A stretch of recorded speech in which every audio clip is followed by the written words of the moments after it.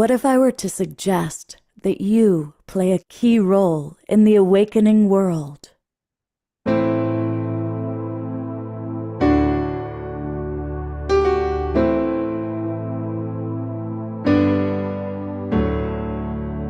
that you are watching this because you have heard the call.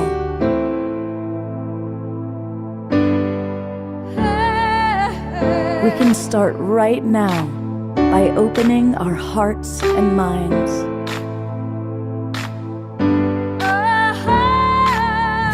Welcome to the awakening world.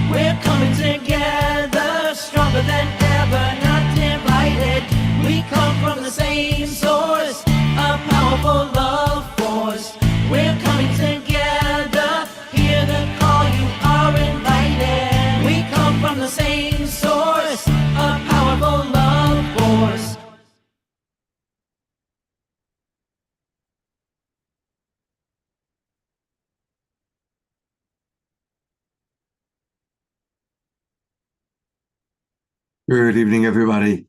Happy New Year. I am Love Coach Scott Katamas, and I love hosting this show, The Awakening World. You know, we've been doing this for 5.5 years, almost 6, and we started at the time of the pandemic.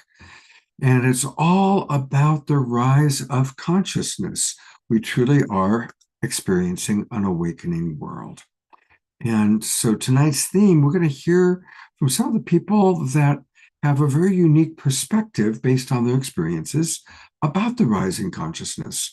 And this is the second of a monthly event in which we are collaborating with my friend, the great Neil Gaur, the creator of Portal to Ascension, and also a great poet. I didn't ask you, but I hope you'll do a little poetry for us tonight. I was ready to go. Good. And he's brought some of his friends with him, including a longtime friend of mine, Joan of Angels, is with us tonight. John. And then a couple. I'm happy to see you all. Good to see you, Scott. Good to see you too. And a couple of new friends that are making their debut on the Awakening World, Lily Nova and King Cash. So welcome, Lily, and welcome, King Cash. Hi, thanks so much for having me. Thanks for having me, guys. I'm so glad to be here. Yeah, it's good. I'm really looking forward to hearing what you both have to share. We will have prayer time with Desiree and Tiara. That's something that we do on every show now. And as always, we love to kick off our show with music. And we are blessed to have our house musical artist wearing a very, very Hawaiian shirt, very blue. No, this is not Hawaiian at all. This is from Rapa Nui. How about that? From Rapa Nui. Well, I love the background. I love the shirt, and I love you. Yes, right back at us. I'm just going to do a quick mute of everybody just because everyone's muted. Hang on a minute. There we go. All righty then. Welcome everybody who's watching on Facebook and YouTube and our streaming broadcast partners. So grateful to be here with us, and Happy New Now, of course. And just as a hint, I'm going to sing a song, and this is a hint right here. So without further ado, press a few cave-like buttons, and we shall be moved.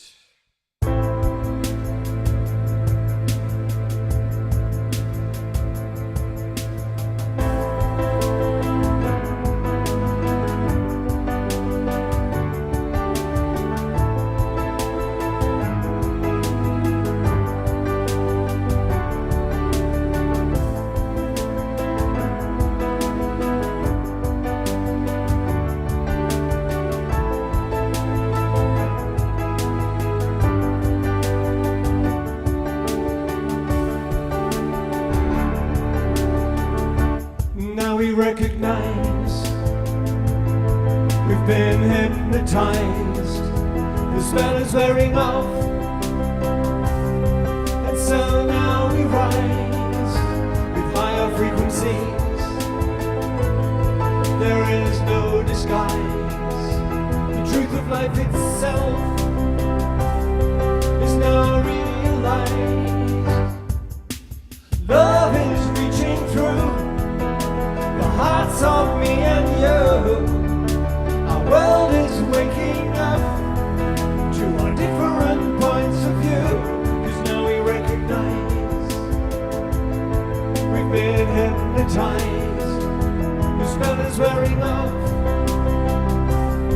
and so now we rise with higher frequencies. There is no disguise. The truth of life itself is now realized. Ba-da-da-da.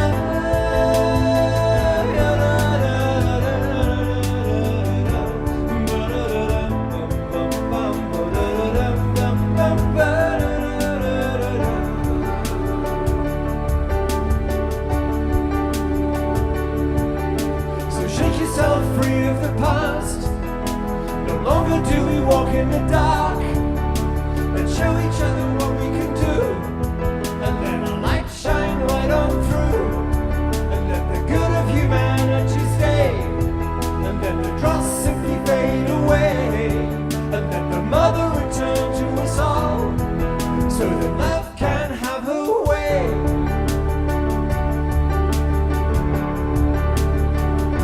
'Cause now we recognize we've been hypnotized. The spell is wearing off, and so now we rise with higher frequencies. There is no disguise. The truth of life itself is now realized. Ba-da-da-da.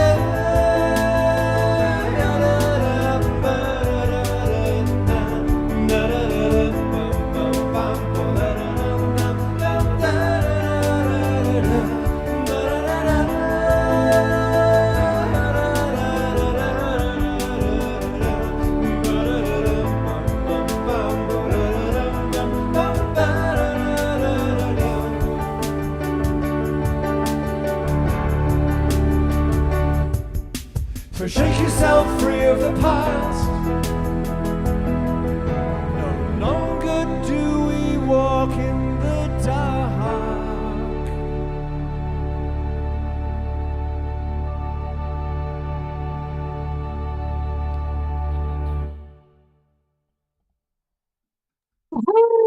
All right.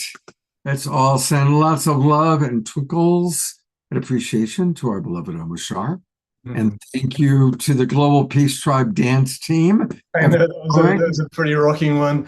Yes, indeed. Thank you so much. Love you all.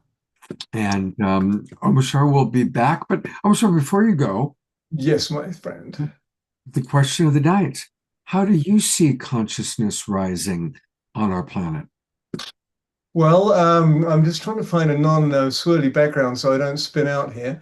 I've lost it. Where's it gone? Oh, this will do. So anyway, it's an inside job, Scott. Everything arises from within, and the last 4 or 5 years, I mean, the last 20 years actually, the last 4 or 5 years, I've been really doing everything to source myself from within and then let that voice speak out through me. And it's a practice. It's pretty much 24/7, 365 days of the year practice. And it can get pretty work-like sometimes, but my personal wish, my personal knowing for myself is to turn in and turn in and turn in and not actually make a move or speak even, or go off on a trip or anything without actually hearing from inside that this is what my path is, because I've let my mind run the show for way too long, and it's got me into so much trouble that I'm over myself. And so now it is a matter of just fessing up and saying, you know, give me 10 minutes and I shall go inside. I shall consult my inner guidance, my I am presence, the highest self, however you want to coin that. And it's a practice, and I recommend it to everybody. Because our outer senses just pull us out all the time, and it has so much momentum that we've forgotten that there is an inner place which is way, way, way vaster than outside. So there we are. Beautifully stated, brother. Thank you. Thank you. Well, one of the great things about the Awakening World is we are now collaborating once a month with Portal to Ascension. I was just on the website there for a moment, and the Portal to Ascension is, I've been appreciating what Neil and his team have been doing for years. They started around the same time we did. And here's the website, portaltoascension.org. It's a really cool opening. And there's so many wonderful events that they do. And we're going to be learning all about their upcoming events because the man who created Portal to Ascension is my co-host tonight. So welcome back to the Awakening World, Neil.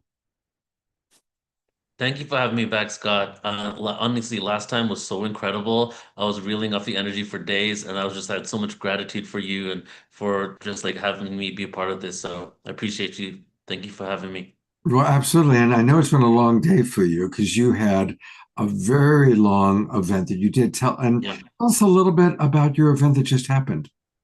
Sure, we were streaming for 8 hours straight today.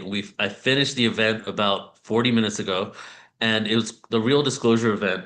And every year at the beginning of the year, I like to do a bunch of free events where we just have a few thousand people tuning in. And because I feel the energy is high, it's the reset of the year. Some people still have time off. They're looking for what's going to be happening next this year, right? So depending on what the energy is and what is happening in the world and what I'm sensing through the events I'm creating, I create events on those topics. And I'm really feeling the galactic connection, the disclosure information is just ramping up for this year and for the next year. So I started the year out with a 2-day conference. We've done an event on the 1st of January, on the 2nd of January, and then today and tomorrow is the Real Disclosure Conference. And I call it the Real Disclosure because what it's doing is teeter-tottering in two worlds. Whereas you have the deep esoterics, like next week we have the Pleiadians and the Arcturians conference. We have the week after that we have the Dragons conference. That's like next level.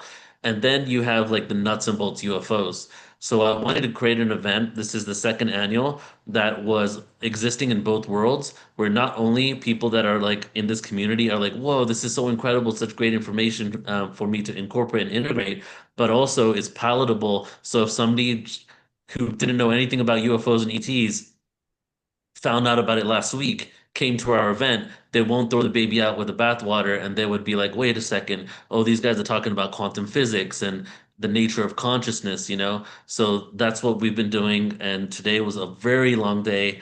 By the end of today, I would have been streaming for almost 11 hours straight. But it's worth it.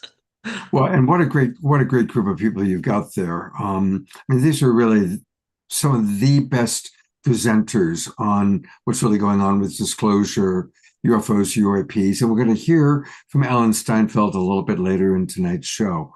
So people can still register for free, and when they register, they will get a copy of the recording of today's program, correct?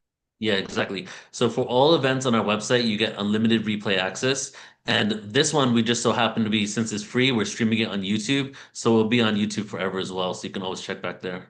Fabulous. Well, let's get to your first guest. And it's a longtime friend of mine, but I'm going to let you introduce her. And that's, of course, Joan of Angels. So I have to give like the whole story, really. I think this is the perfect time. Joan of Angels, I met in around November of 2011. This is when Portal to Ascension was an experiment phase. And I decided, let's do an event for December 21st, 2012. So I did around November of 2012, I did the Cosmic Reunion because I thought we're all going to ascend on December 21st and there'll be no more events ever. So I created this event, and but I met Joan in Conscious Life Expo a few months earlier. She came to our event. She had a booth there. She also went and spoke for a few minutes as well. And that in that moment, our friendship started, and I was married back then, and then Joan became the best friend to my ex-wife and myself. Her home was like a home away from home, a sanctuary where we would go to, and she would, she's a spiritual coach, an advisor, a consultant.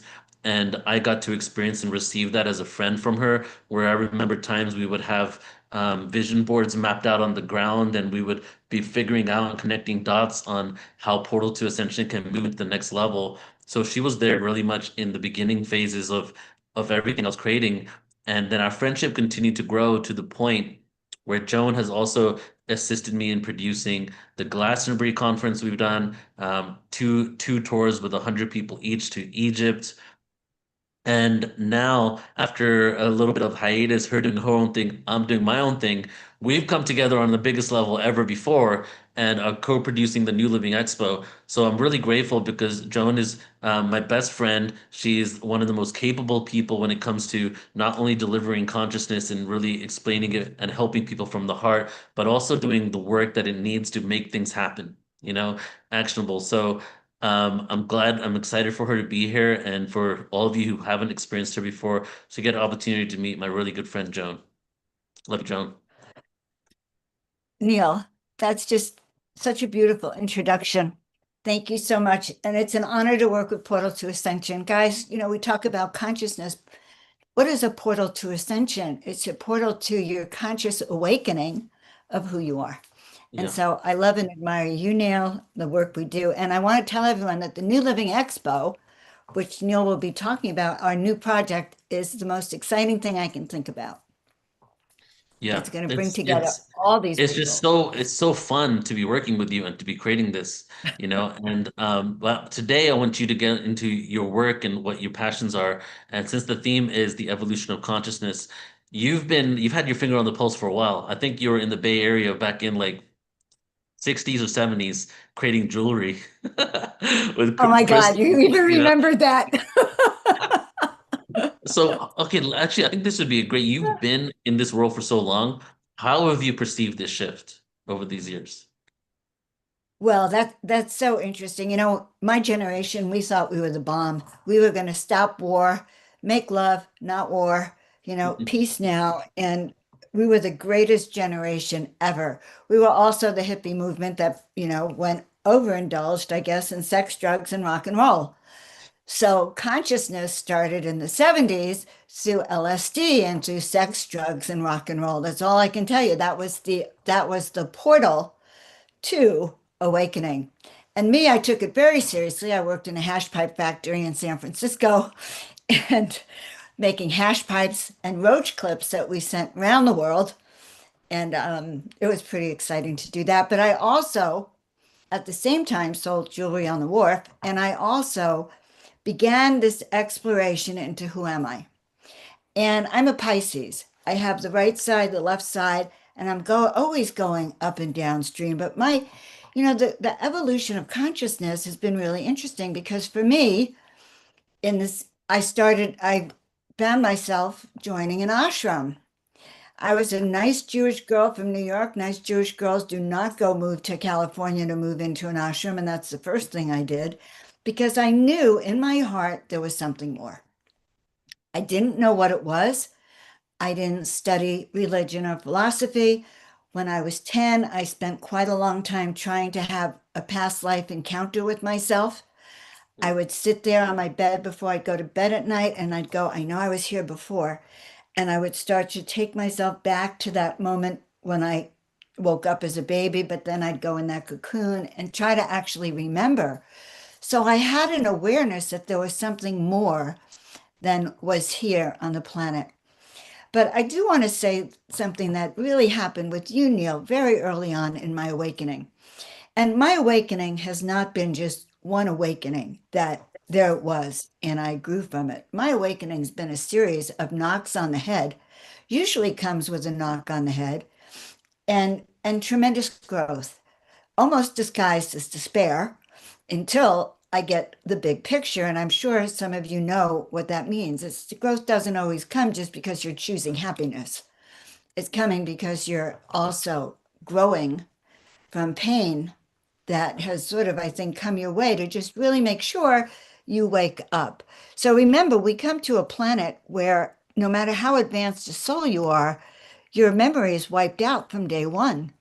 There's a plan here for you to forget. So I want to go back to when I met Neil, because I met Neil at Conscious Life Expo. I had a booth, and I was doing readings for the first time in public, and Neil and his wife Sol sat down, and we had a very lovely connection. And a few weeks later, I found myself invited to go to his very first, and that's why I think the universe also, consciousness also knows how to connect you to people and keep bringing you back around them. Consciousness has a plan. We're part of that plan. It's like a Yeah. roller coaster, and with twists and turns that are already laid out for us in certain ways. So the night before Neil's first live event, I'm getting very passionately into UFOs by then and ETs. And I go to bed and I have this dream. And it wasn't a dream. It was one of those experiences where I was awake and asleep at the same time. And there were about 4 or 5 beings in gray cloaks that were going round and round my bed. I'd open up my eyes. There were, of course, no walls or a ceiling. And these beings are circling me. And then I'd fall asleep and I'd wake up and they'd still be circling. And then I got up and I walked outside to the deck and there was a ship up there. And then I went back to bed. And this is the experience I had. So the next day I walk into Neil's event. And the minute I walk in, there's a table there and there's all these extraterrestrial sculptures on that table. I forget her name. She's Cynthia died since then. Crawford. What was her name? Cynthia Crawford. She was a Yeah, pioneer. Cynthia Crawford, the ET sculpture. And I go running over to her and I tell her about this being and I describe it. And this being is on the table. And she says to me, Joan, the reason these beings are coming around you is that they're teachers and that they're downloading information for you that you will one day be teaching. Mm. And by the end of that day, I took home the sculpture. And I found that the moment I got the sculpture home, the sculpture started talking to me. It started describing the command station and how I was to set it up. And it started telling me where to take it, where to go, who, and what house to take it with me to. And so for about 6 years, I would travel with my tall white statue wherever I went. And it was pretty crazy. Neil would say, they'd come. I would take it with me to dinner if it told Yeah. me that it wanted to go to dinner, or I would take it to parties. And people didn't, that probably thought I was crazy. I did take it to a plant medicine journey, my very first plant medicine journey. And I will tell you that I was told to take it out and put it in the car because some people were afraid of the ETs. And about a half an hour later, some woman walks in. She says, I see big eyes. Does anyone know what these big black eyes are? And it turned out that my extraterrestrial could be seen even though it was in the car. People in that room could see it. So we talk about consciousness, and consciousness is an awareness of what? Of our thoughts, of our energy, of what's around us. So it's not all in our head either. I used to think consciousness was all in our head, that it goes on all in our head. But actually, that's not true. We recognize it in our head.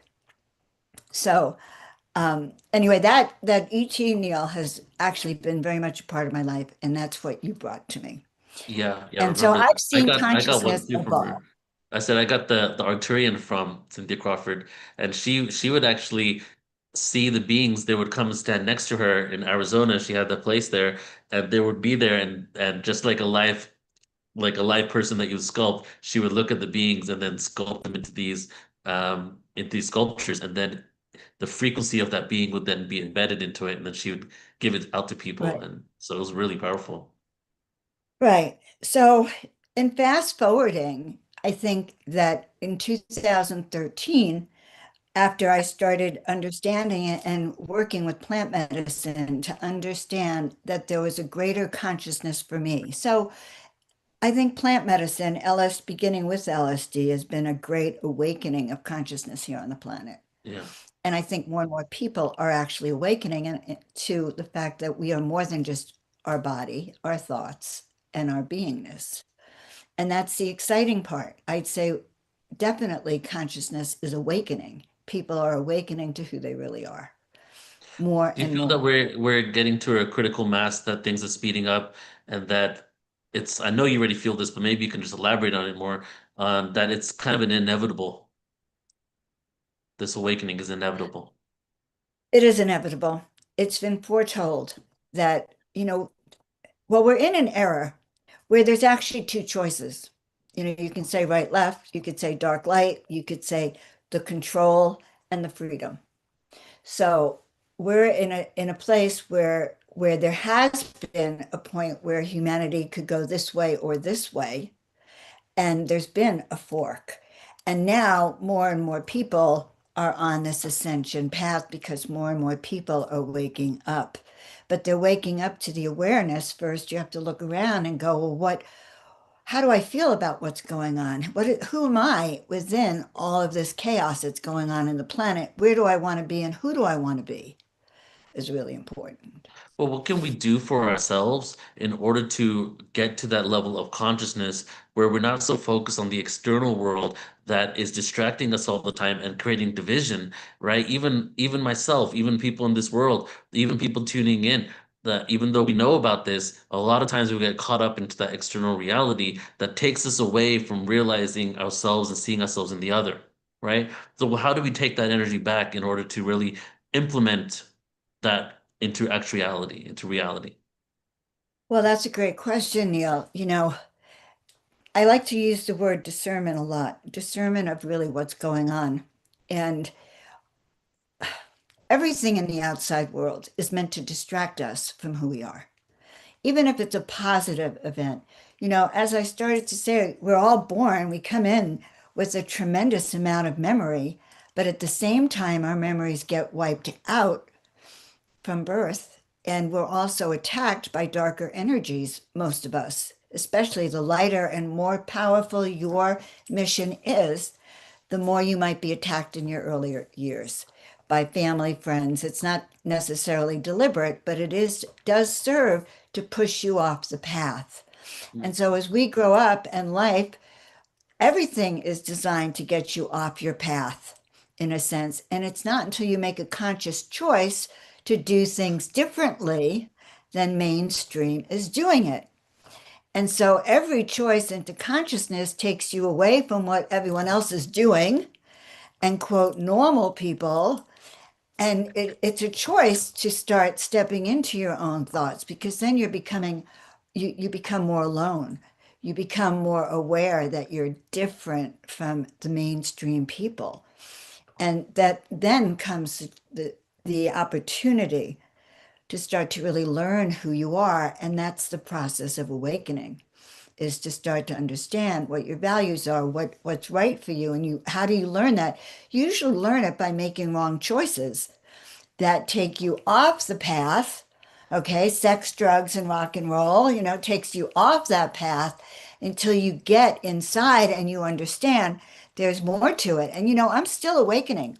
I am still awakening. And in 2013, when the angels came to me and said, paint 33 angels in 30 days, and I said yes to that call, and a book falls off the bookshelf, says your call for angelic assistance has been heard, and I had confirmation, I started another path. And that other path that led me even closer to the angelic realms, where I began to understand that not only are we not alone, but that we really are guided and that we are protected and that we ourselves are the angelic ones and we ourselves are the extraterrestrial ones and we ourselves. If I was to talk to every single one of you listening here on the show or out there, each one of you is so unique and so multi-talented that we are such a great collective. And our consciousness rises when we're together. Now, I learned something interesting about consciousness today on Twitter. So I will share it because I get lots of wisdom from Twitter, but it was about DMT. And the guy was commenting about a very famous researcher on DMT. His name was Richard something, and he actually investigated and researched about 350 people who had DMT trips. and he interviewed all of them.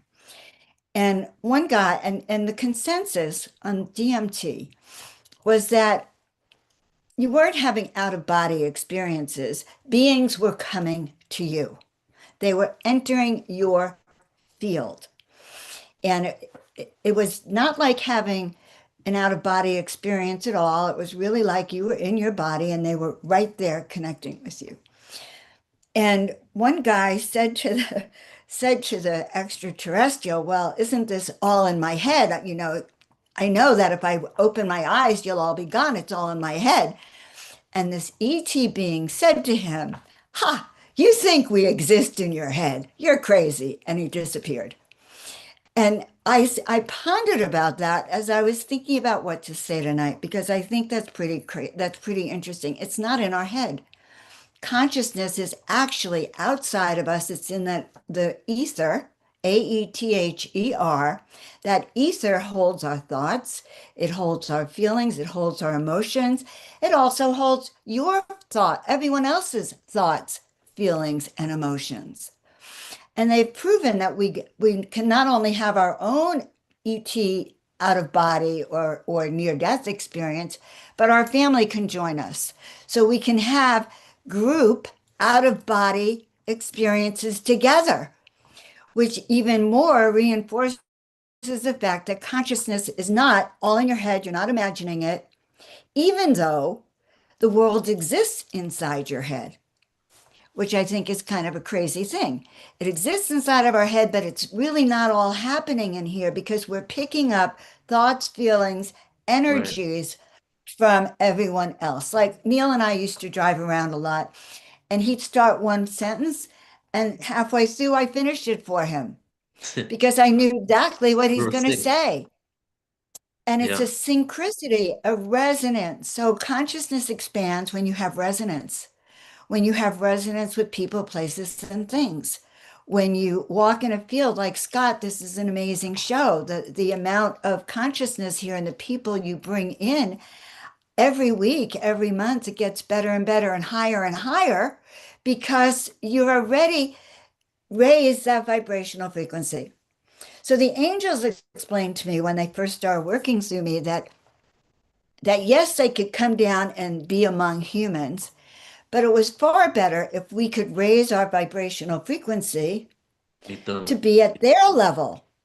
And so I began working at that time, sending roots down to the earth and working with our antennas, going all the way up to the angelic realms. And I am a bridge between heaven and earth because you can be too, by the way. Send your roots to the center of the earth, send your antenna up to the heaven, and you are walking connected. But as we tune that antenna up and send it up to the ethereal realms, we are also expanding our consciousness, our vibrational frequency, our ability to see. Now, consciousness expanding also for me requires discernment. And I also began using that word when Neil and I traveled to kind of think a lot about that. When we had one person I had to tell couldn't come on one of our trips. And I had to actually feel into what the future could predict.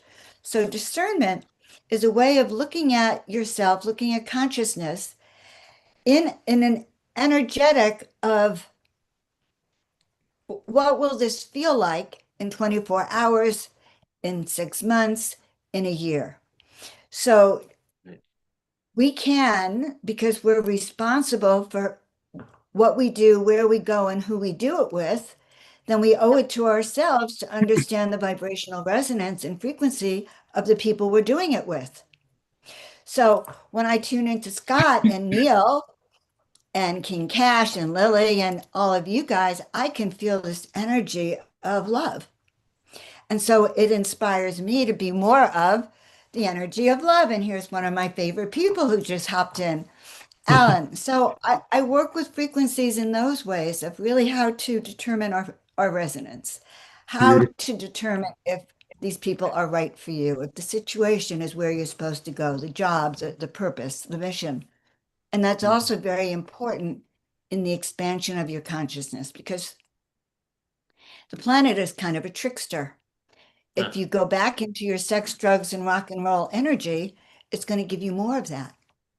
But if you start to use your discernment wisely, then it's going to give you more love, higher Right. frequencies, more resonance, more abundance, more of what you're seeking for.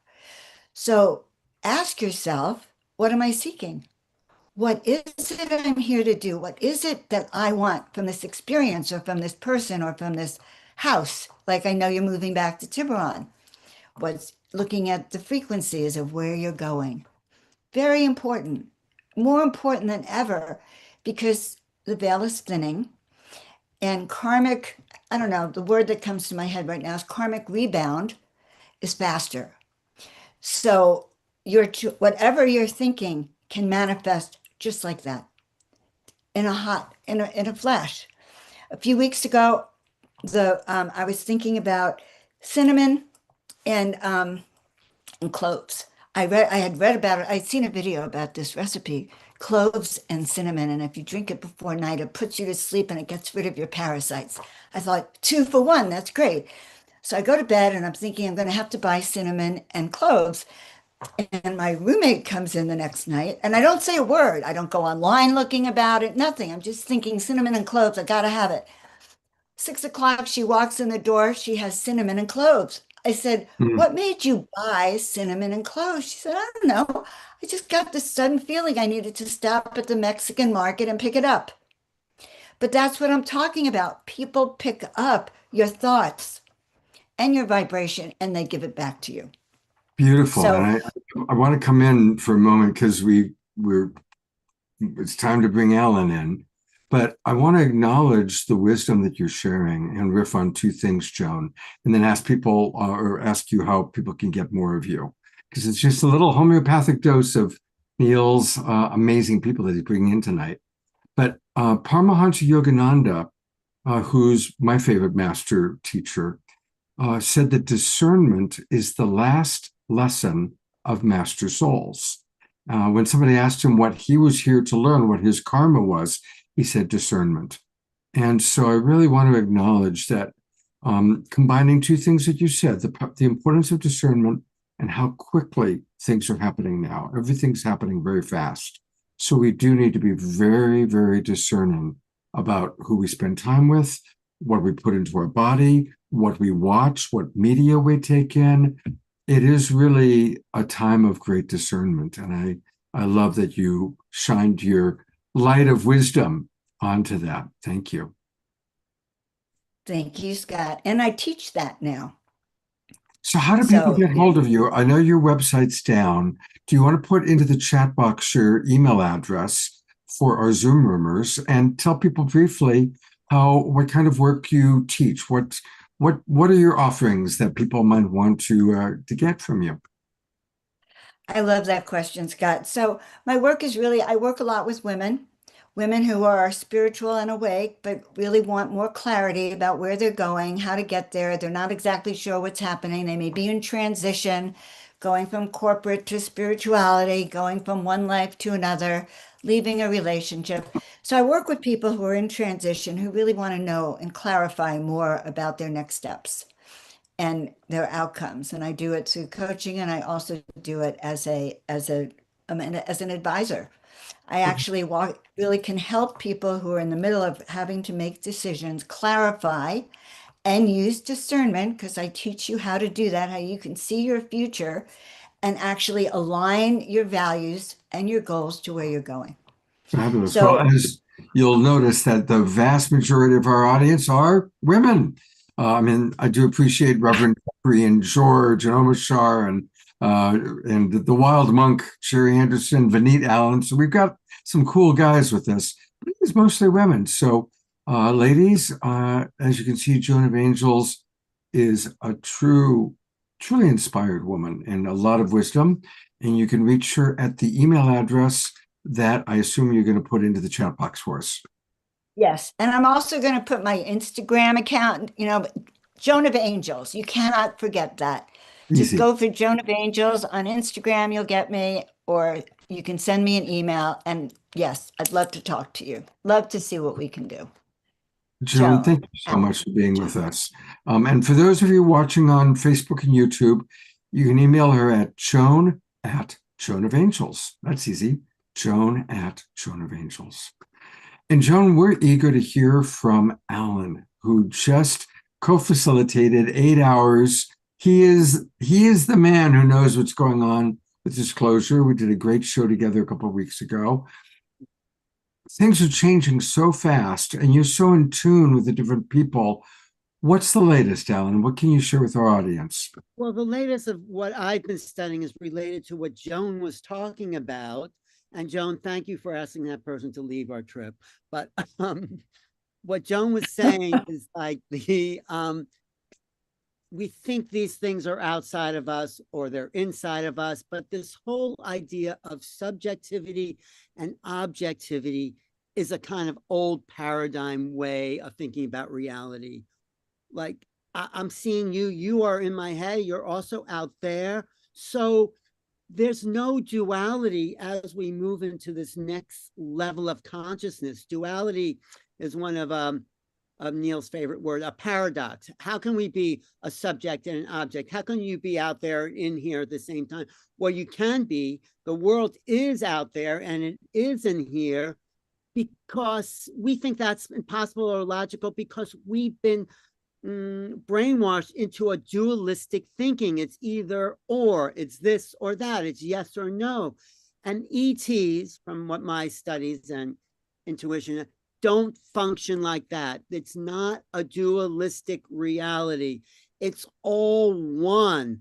I am there, you are there, it is in here. And the logic we've been programmed to think culturally cannot accept that paradox of reality, but it is true. There's no subject, there's no object. It is all one and the same. Consciousness is reality and reality is consciousness. It's another way of thinking. It's what John Mack said. In order to understand the phenomena, we need other ways of knowing. And these other ways of knowing transcend this old way of thinking. It's the evolution of what making contact is. Who are we making contact with? We're making contact with ourselves, but what's out there, what we don't know, each other, the earth. It's what I just one more thing. When I interviewed one of these autistic kids that were a part of the telepathy tape, there I started to understand their way of thinking, which is so vast and immense. And we should have this guy in the show, Scott, because he's incredible. I would love that. Alex Durasmos. So when he thinks of something like Christmas, he's not thinking of the presents or Santa Claus or it's all one. That concept includes everything. When he thinks of that, he's thinking of all that surrounds it. It's not divided into pieces. It's abstract thought. It's apprehension versus comprehension, which is a kind of thesis I've been developing. So when you comprehend something, you say, this is it. That's a tree. That's a window. And you know what? You collapse the wave function, and that's all that can be. The possibilities are limited then. But if you apprehend something, if you say, well, maybe that's a tree, maybe that's a window, maybe it's more, you keep the wave function alive, and that's how you create magic. When you concretize something, you dissolve, you become left brain, and the magic of the infinite self dissolves. So that's something I've been working on and talking about in terms of the ET consciousness. So let's keep the duality not alive, but transformed. It is only what it is. And my friend King Cash is very much aligned with that. He's brilliant. I can't wait to hear what he has to say because he is like bringing in the cosmos. I don't know Lily, but I'm happy you're coming to the expo, Lily, and I see you at Conscious Life. But I do know King Cash, and Lily, great to meet you. But we've hung out on the mountainside in Sedona together. We've been on cruises around the world, and he has a lot. He's like the next generation. He knows what I'm talking about, right? As far as this end of duality, because he lives in that whole other space of being. So that's just a little bit what I've been thinking about. Beautiful. Just came Since you kind of, I mean, we're going to, we have a whole moment for King and moment for Lily, but King, do you want to riff on what Alan's been talking about? Yeah, I can't wait for people to know about all these beings, and I can't wait to expand on that a little more later. But I'm very happy to talk about these things and to see everyone around the world expand in that awareness is awesome. Just to see even people questioning is awesome. And to go on the cruise and go around the world with Alan was awesome. And to get to meet these others who are also in alignment with that mission mentality and that awareness is awesome. I'm just very glad to be alive at this time. Thank you. Beautiful, beautiful. I want to read a few of the comments from our audience because we always like to include our Zoom rumors, and there's a wide variety of comments that have come in. By the way, Randy Miller says that King Cash is a cat person. We'll have to learn what that means. Carol Craig reminds us that grounding is important to get rid of our rubber-soled shoes and buy leather soles because they allow us to connect with the Earth's magnetic field. So that's interesting. Eleanor Joy, inspired by Omashar's song, talking about taking a deep breath and a pause. And as a relationship coach, that's so important. The most important thing for people in relationship is to learn to slow down. We can so quickly escalate into being triggered. So slowing down, breathing, very important. And I appreciate Eleanor Joy pointing that out in the chat box. Since it came up, I will let people know, unfortunately, Cornflower, who is going to play on music tonight and be part of our Magic and Miracles show tomorrow, has gotten sick.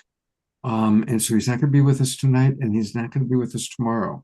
So we're going to need to postpone the Magic and Miracles event. And we'll talk a little bit more about that during Global Peace Tribe announcements. But since that's in the chat box, I thought I'd share it right now. Scott, Yes, Alan. I just wondered what Lily had to say about this merging of duality, because I've been researching her and she's a channel. I'm just curious if she had a response to. Hi, Lily. Welcome. And Lily, of course, is part of the New Living Expo coming up. I think you should be at the Conscious Live. So you work in that realm because you're a channel of bridging the dualities. What's your approach? How do you come to terms with that? That is a great question. And I feel like there's kind of different stages and a lot of different things happening all simultaneously, all at once. We have a lot of shadow work that is being pushed out to the surface right now. So some of the messages that I've been receiving lately is, at least on the global scale, we may be seeing, and we have been seeing in some instances, a kind of an amplification of polarity as kind of separating the wheat from the chaff almost. And I think but all in all, it's for the greater purpose of the Great Awakening, because it's bringing these things out to the surface for everybody to look at. The intense energies, the increase in solar flares and solar energies, and the increase in frequency is pushing up all of our baggage individually as well as collectively. So then everybody has to look at that. We have to process it. We have to heal it. We have to shift our perception on it. Yeah, but there's a lot of just deeply ingrained wounds and programs that are being looked at right now. So I think know kind you of have a lot to yeah, I know you have a lot to say later, but no, I just wanted to get your feedback. Thank you. Yeah, Great no to meet problem. you and see you. So Scott, where are we going from here? All right. Well, Then Scott share some stuff too, based on yeah. what Alan has just shared. Yeah, What's I that? wanted to. I don't. Can you guys hear me? Okay. now we can. It took a All moment. right. So, yeah, I just wanted to share some more insight from the event today, and something that was coming up was when my presentation, it was really deep into the quantum physics of, what is really going on and what Alan was alluding to in regards to subjective and objective and duality existing, but also oneness existing. And I love what Alan was saying, because he was saying that it's not this or that, it's both things. But then our minds find it difficult to reconcile two things that are supposedly independent and opposite of each other, the paradox. As a quote that I love, which probably isn't the real quote, but summarizing it, is magic is just science that hasn't been discovered yet, right? And if you look at these movies with magic and different things that are happening, what is happening when a witch in a movie all of a sudden is making somebody collapse on the floor or a portal open? Is they're in essence tapping into the subatomic realm and able to manipulate the frequencies and the code of that reality. Imagine if you created a video game and you coded a person in that video game with the ability to utilize their mind in order for them to make different things shift and change, right? It's kind of what this world is, but we've lived in such an unconscious way that we weren't aware of these innate abilities and gifts. And so as Alan was talking, I started writing down some of these paradoxes. So I want to share these, and so let's do this. So one is, we are real and we're not real at the same time, right? That you've probably heard a lot of different ancient guru information people out of India talking about the non-reality of this realm, how illusionary it is, but it's quite real, right? Like, I'm interacting with you right now. This feels real to me, but at the same time, it's not real. So I've seen it in a lot of ancient cultures, you go one way or you go the other, right? It's all an illusion, or it's not an illusion, it's just physical. But that's what duality is. It's extremism, in my opinion. Duality is you're all the way on one side or all the way on the other side.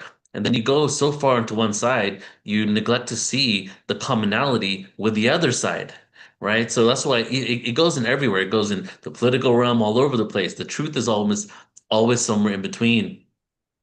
And then another paradox would be, the only way to have contact externally with ETs is to have contact with ourselves. The only way to go within, the only way to go without, fly into space, is by going within. And one that I really love that's kind of guts into the science here is the singularity, right? The singularity is what? What is a singularity? It's the black hole, the void, the 0 point. The center of our galaxy is a supermassive black hole. There's a singularity inside of that. But it's also the subatomic particles. Every subatomic particle has a singularity, because it's in essence literally beyond and lower and smaller than an atom. The singularity actually vibrates in and out of reality. Subatomic particles, which we're all made out of, vibrate in and out of reality. So since you're made out of subatomic particles, that means every single part of you, every millisecond, is vibrating in and out of reality. What else on Earth does the same thing? A hologram. It's literally, what is a hologram? It's light fractalizing at such a rapid speed that it looks like it's physical, even though it's pure light. And it's funny how we've created technology that depicts what is quite literally happening to us. And so when you look for contact with the external world, or you want to make contact with ETs, right? King Cash is communicating and astral traveling with all types of beings. Lily is doing the same thing. And what they're not going out into space, even though through astral traveling, he might actually depict himself in space somewhere on a planet. But how are they getting there? They're going through the singularity, the wormhole. But where is the singularity? It's not an external wormhole. It's inside our bodies. So even contact happens by going within ourselves. It's another paradox. And so what's happening now is we're in the in-between phase of a whole new world of science. But the world that we know still it. Thank you so much for sharing that. That is really, really important for people to understand. And we're going to take a music break in a moment. But if Lily or King Cash or Joan, any of you want to add anything to this particular part of the conversation? I would like to add something real quick, just that I thought was interesting from my own contact experiences. Whenever I was training, to kind of have these spiritual and quantum experiences, I used to, and I started activating psychic abilities. I would see myself traveling through a wormhole. So whenever Neil said that you're like going through the wormhole, but it's within you, that Mm. just reminded me of that. And I just thought that was so fascinating. Tell us a little bit more about that. I mean, since you're on it. So what's your process? Like, how do you start that process, and take us on your journey for a moment? So I was not an avid meditator before, but once I started having contact, first with UFOs, I would see their ships, and then telepathy ensued and began activating. And then I was guided to begin meditation. So I would start off with about 10 minutes per day. And then I started, after about a week of practicing that, I started receiving visions. And so I just practiced with that more. And what I would do is get into a relaxed state, of course, and then I would listen to frequency music. At the time, I was listening to a lot of 963 hertz, which stimulates the crown chakra, which can help connect you to the higher realms. You can also listen to things like binaural beats, just to help you get into a deeper meditative state. And so I would get myself into a relaxed state. I like to set sacred space, and then whatever my intention is for the meditation, it could be to just focus on doing some energy work on myself, or some healing, or manifestation, or to receive messages. I'll just set that intention and just practice with it. So it's taken some practice, but if you're consistent with it, you can start having some very profound experiences.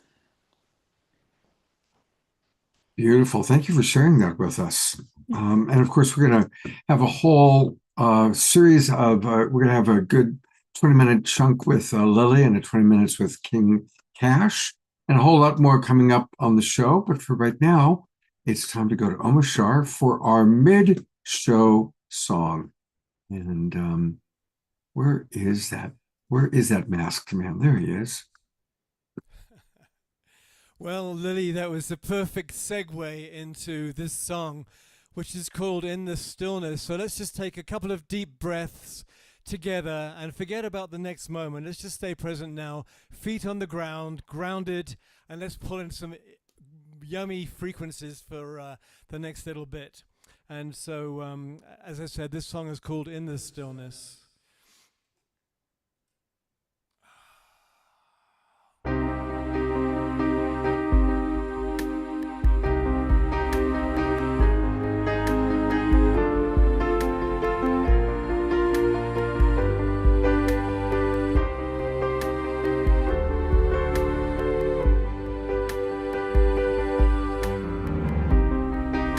Quieter you become, the more you can hear. In the silence, in the stillness, I am here. Through the wisdom of your tears, through your heartbreaks, through your breakthroughs, through the shedding of your fears.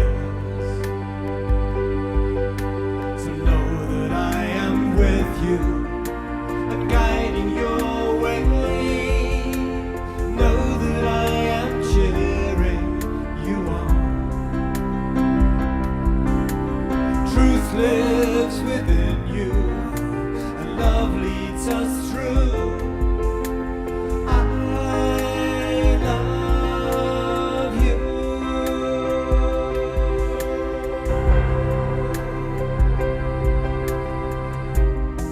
Now your heart and mind is clear, and you know that love is with you, love supports you, love is here. And you feel that you belong,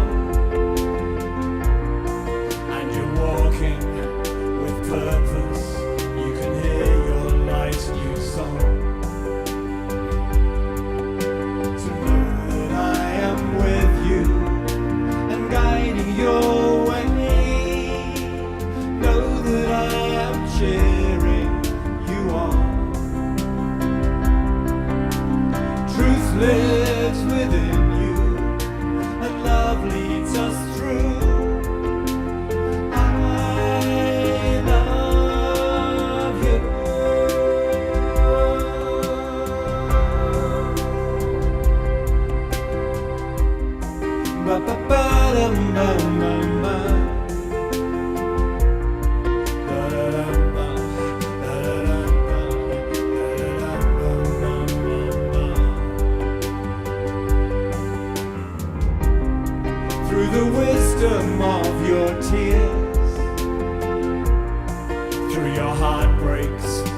breakthroughs through the shedding of your fears. So know that I am with you and guiding your way. Know that I am cheering you on. Truth lives within you and love leads us through. I love you. I love you. I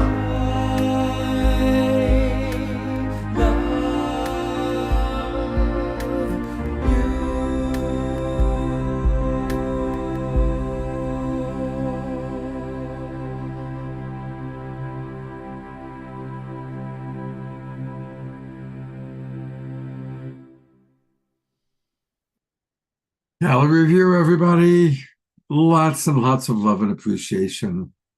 And Love he you. loves us, and love you. Thank you.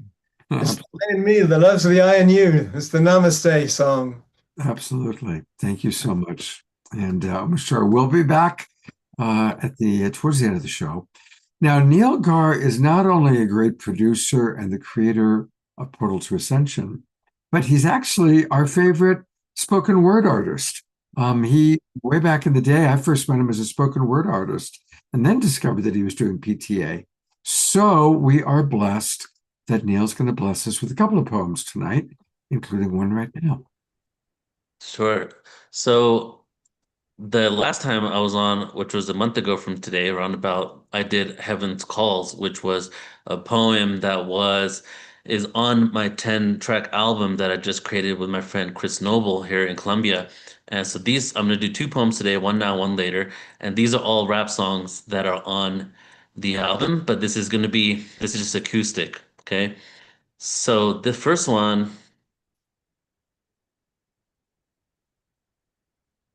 we're going to do Butterfly. The Butterfly Will Sting. And this one, just to give you some context, it's about, I think I did. Was I do Heaven Calls last time? I think I did, yeah. So this one's about a near-death experience. So if you follow the energy of what I'm saying in the words, the first paragraph is me slowly dying and what I start seeing as I'm fading away. And then the second verse gets into like the etheric realm and what I experience in this world of duality and the reincarnation process. So it's called The Butterfly Will Sting. And it's so cool because we did this with a full orchestra. I had a full orchestra play behind me in the studio here in Colombia. And we had piano, we had violin, we had the cello. So when the album comes out in February, it's going to be really epic. And I'll share it with you guys in next year month when I come back next month. So here we go. Butterfly Will Sting.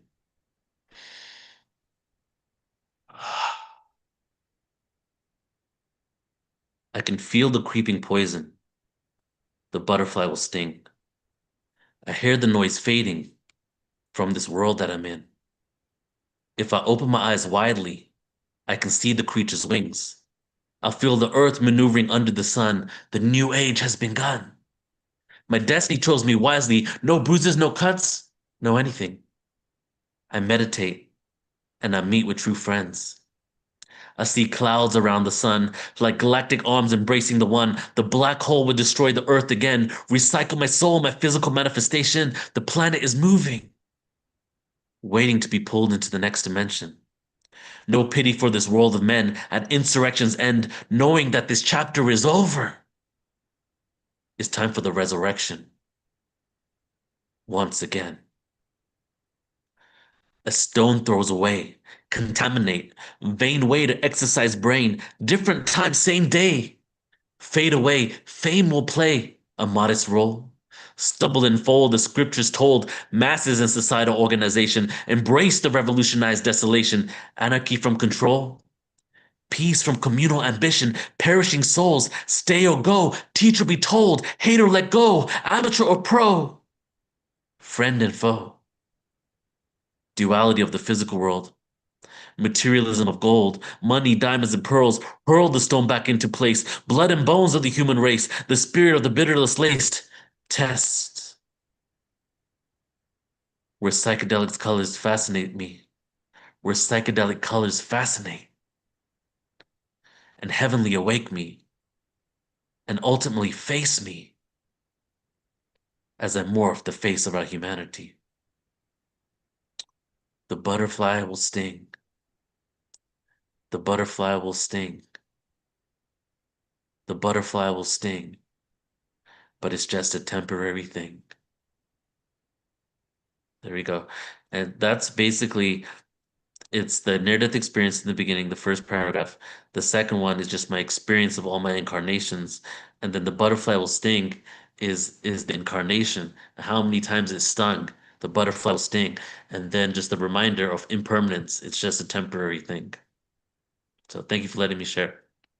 Oh, absolutely. I love it's always good to just take a moment to breathe in because your poems have such a sting to them, one could say. Mhm. You know, and they sting me in my heart. Thank you. Thank you, brother. I'm going to keep you on camera for a moment because it's time for you. Although we got a microdose of her already, but Yeah. the official introduction of Lily Nova.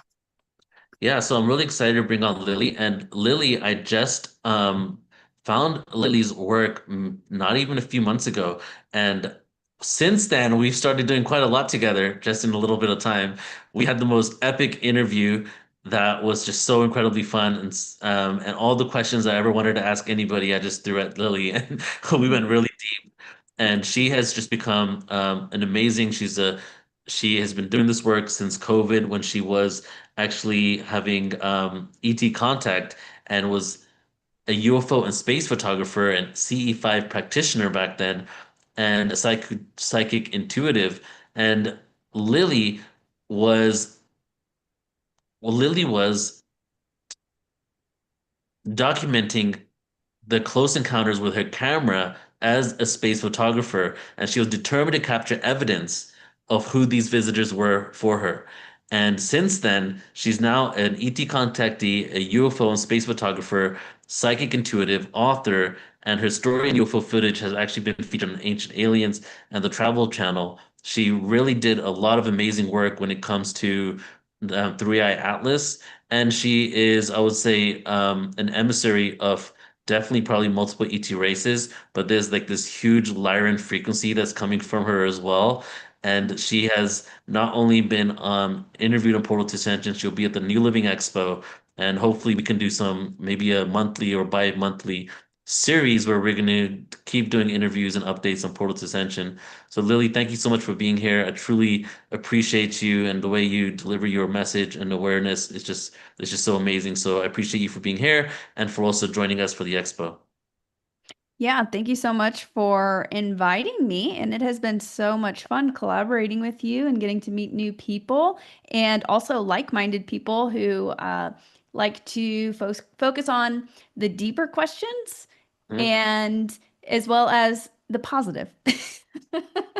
So that's been fantastic. So thanks so much for having me.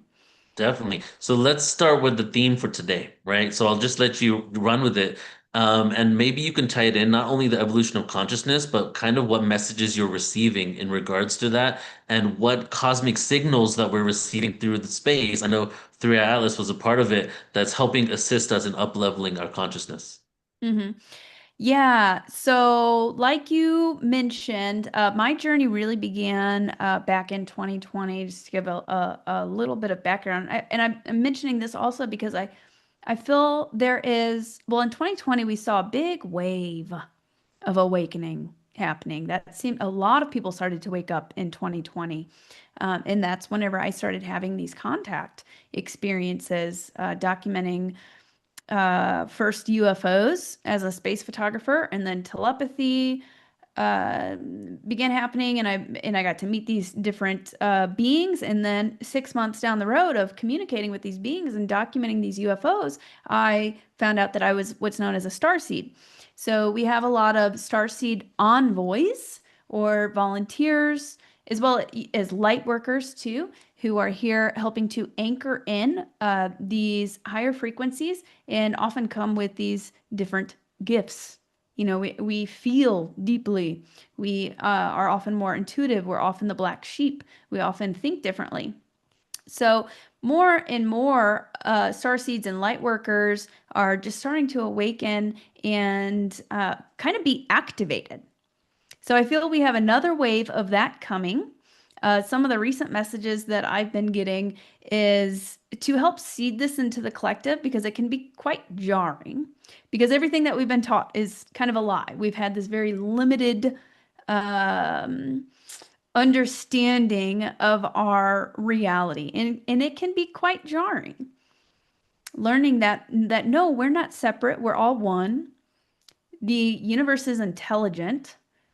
It reacts and is starting to manifest and react to our thoughts, to our manifestations very, very quickly. And like Joan of Angels was saying, and that's, I've been picking up on that a lot also, is kind of this instant karma and instant manifestation and this acceleration that's happening as our consciousness is rising. So we're seeing more of that. And I believe more people are going to start having these sort of spiritual experiences, contact experiences, perhaps with their star family or their higher self, seeing repeating numbers, even that, you know, and starting to learn how to kind of communicate and expand their consciousness. So that's happening in stages. Touching on Three Eye Atlas, I feel was a very big catalyst. And that, I believe, was something that had been prophesized. I feel a deep connection with the Hopi people and the Hopi prophecies. And there were Hopi prophecies that a sign in the sky would come and would mark the time of remembrance and help activate. And I believe that's part of what Three Eye Atlas was. I believe it was also part of a disclosure initiative to begin helping to seed that into the collective. People are starting to question things more. People are starting to look up more. It's becoming more of a common talk in the mainstream. I believe it was also collecting data and information that it was an extraterrestrial ship. It was intelligent, but also a living, breathing being. Some of the other information that I was getting on it was that it was coming into our solar system as sort of a tuning fork. It was bringing in these frequencies and interacting with our sun, which scientists know that it was interacting with our sun, which in turn was sending these solar flares. We've had a lot of solar activity, which the sun is light. It is source, it's plasma, it's encoded with all of this information that's helping to activate our DNA and helping to upgrade our energy centers, our chakras, our DNA, expand our consciousness, raise the frequency. That's what the solar energies are doing. So I believe that was a mass upgrade for humanity, as well as starting to kind of seed that disclosure initiative into the collective and acting as a sort of a tuning fork, entering into the solar system and interacting with other planetary bodies as well as Earth. And it's been impacting the Schumann resonance, the Earth's heartbeat as well. So Three Eye Atlas was, I feel like, a big push. And I'm excited to see what else comes from 2026. A lot more people are starting to have these sort of internal experiences. And I feel it also brought up, with the increase in frequencies, it started bringing up some of this kind of collective and individual shadow work as well. Just as kind of the baggage or more dense frequencies that can't come into the 5D with us, we're kind of starting to, that was starting to be brought up to the surface for everybody to work through, to heal and transcend that. So it was a really potent window. Is there anything you want me to go into, but touching on that, or any other questions that you have? Yeah, well, you can keep riffing on that, but as you're speaking, I'm thinking, evolution of consciousness, right? So it's like an expansion of awareness, spiritual growth, working through the shadows, stepping into light, all those different things. But isn't also like these different things that are now making us think about space? Like how many people did not think about space that often until they were inundated with 3D Atlas videos? You know, is that and like isn't it now just shifting our consciousness to be more expansive to not even just spiritual tools, but the fact that people are even just contemplating about an asteroid and nobody, maybe their whole life, they never even thought about it. That's kind of a component of it too, right? Yeah, exactly. It's helping to seed it into the collective. Like I was saying, this could be quite jarring for people if it were to all happen at once. I think a lot of people want uh everybody to just one day be awake completely and understand everything and we're in the 5D, but it's a bit of a process, or they want aliens to land and step out of their spaceship, but that would be very jarring. So it's happening in these stages where yes, there is a shift in consciousness and in expansion in our perception that has to happen. So 3i Atlas was a really big catalyst for that. And then we have a lot of other disclosures starting to trickle in from that. You had the Age of Disclosure film documentary that recently came out. And I feel like that was a really great building block or a stepping stone, especially for the general public. They got a lot of people talking about it, starting to seed it into the collective, and we're going to see more. It's kind of happening in like a domino effect. We're starting to see more of that. A lot of this is like event driven, uh, and there's certain markers, I feel, in certain trainings that we are going through as a collective on a mass scale. Yeah, I agree with that. Before you like, so during COVID, you started having these contact experiences. You started using I guess a telescope or something to take pictures of space. And what was your life like before that? Were you like spiritual into this awareness? Was there a milestone moment that just all of a sudden you started having contact and you just became curious about it? But before that, that wasn't even spirituality wasn't a part of your life. Yeah. So before that, I was a nutritionist. I was very passionate about nutrition, holistic health, and mental health. I was, at the time when the UFOs started showing up, I was actually studying the science of consciousness. So that was already helping to expand my mind. I wasn't a super spiritual person, but I did have a spiritual experience uh, because my father passed. He died very abruptly from a heart attack in his sleep, and he was very, very healthy at the time, in the best health he had been in years.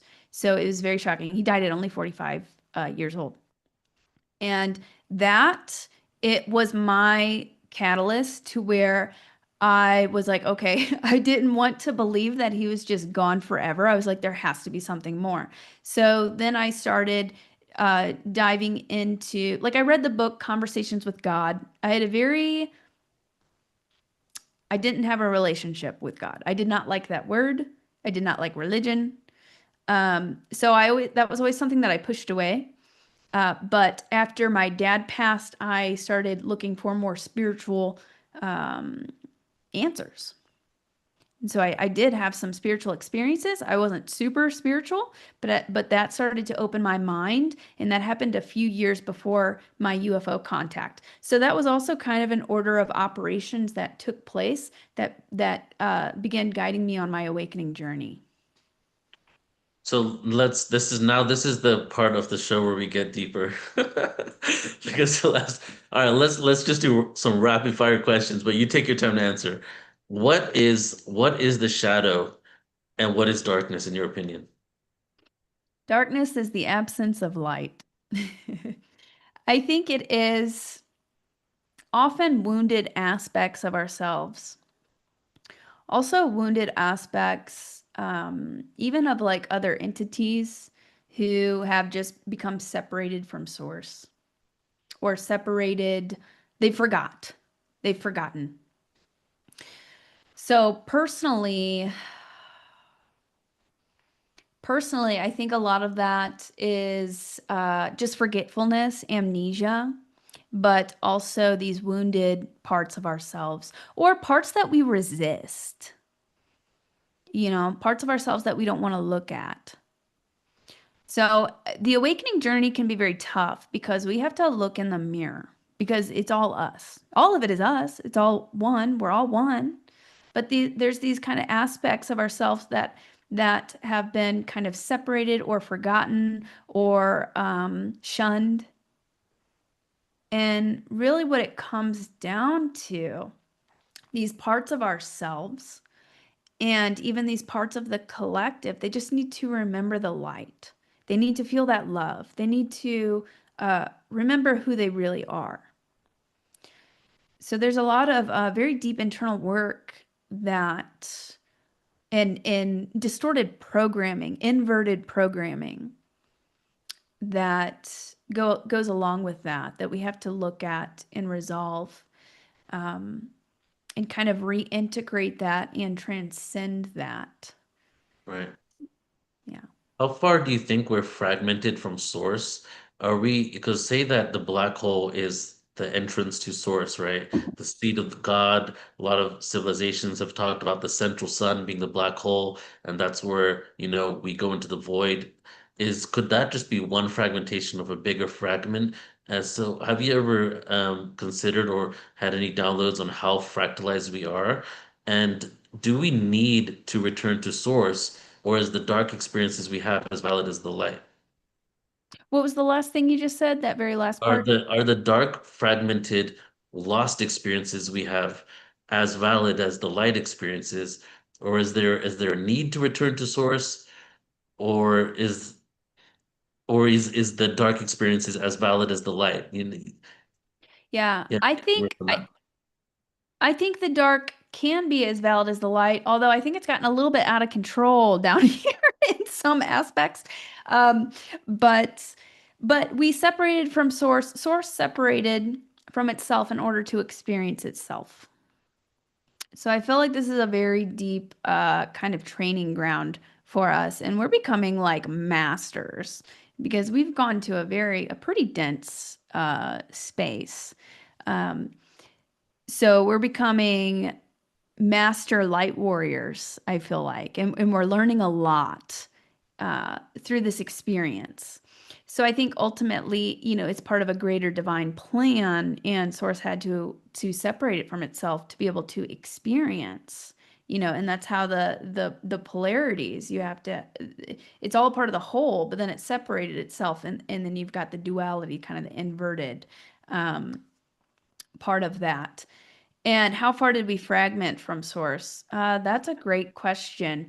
Well, I know we have like our soul group, we have our monad, and I can kind of see it as like the monad is like the our full soul, which that's still separated, but Yeah. then that goes down into all of these other incarnations.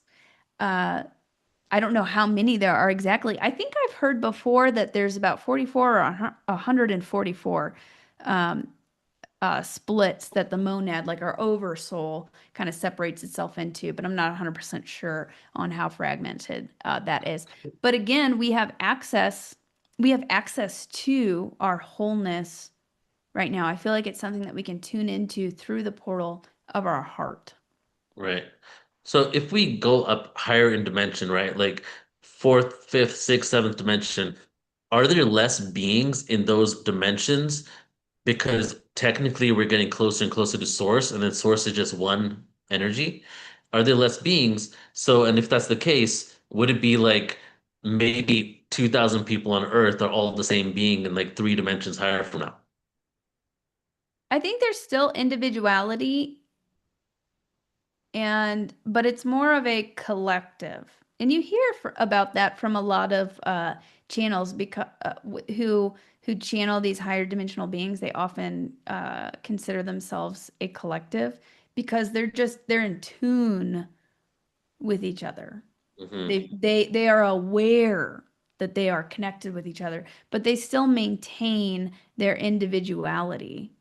So it's a really interesting concept. I'm sure the further you go up, there could be less, and then maybe there's less of that individual individuality. But I feel like that's probably pretty high up.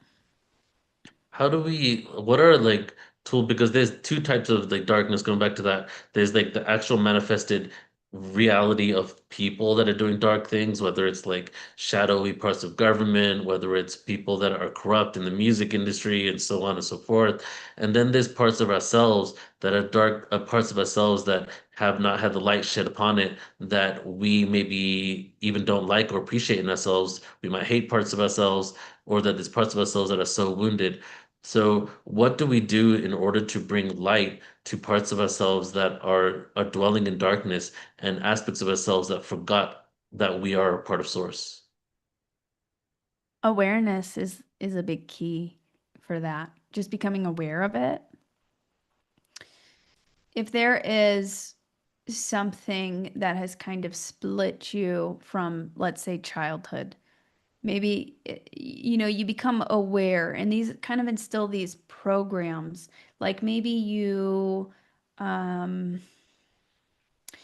feel abandonment or a fear of abandonment, and that stems from a childhood wound, but it's impacting your everyday life and your relationships. And you're like, why are my relationships not working? Or why is this, uh why are things not going my way? And it could come down to this kind of fragmented part, often through childhood. Sometimes it's past lifetimes as well. So becoming aware of that, where does that pattern come from? What's the root cause of that? And then there's this really powerful exercise that you can do that I've done before, and you'll probably cry if you really sit with yourself and tune into this, but just really deeply reflecting on that and calling your inner child forward. Yeah, I feel emotions just like kind of like going through it in my head right now. But calling your inner child forward and just showing them, I see you. Hmm. I love you. And just sending them love. Yeah. And you can do that even with like where there is a bit of a spiritual battle going on, because there is darkness and light, especially those who are intuitive or psychic or who can see these certain things.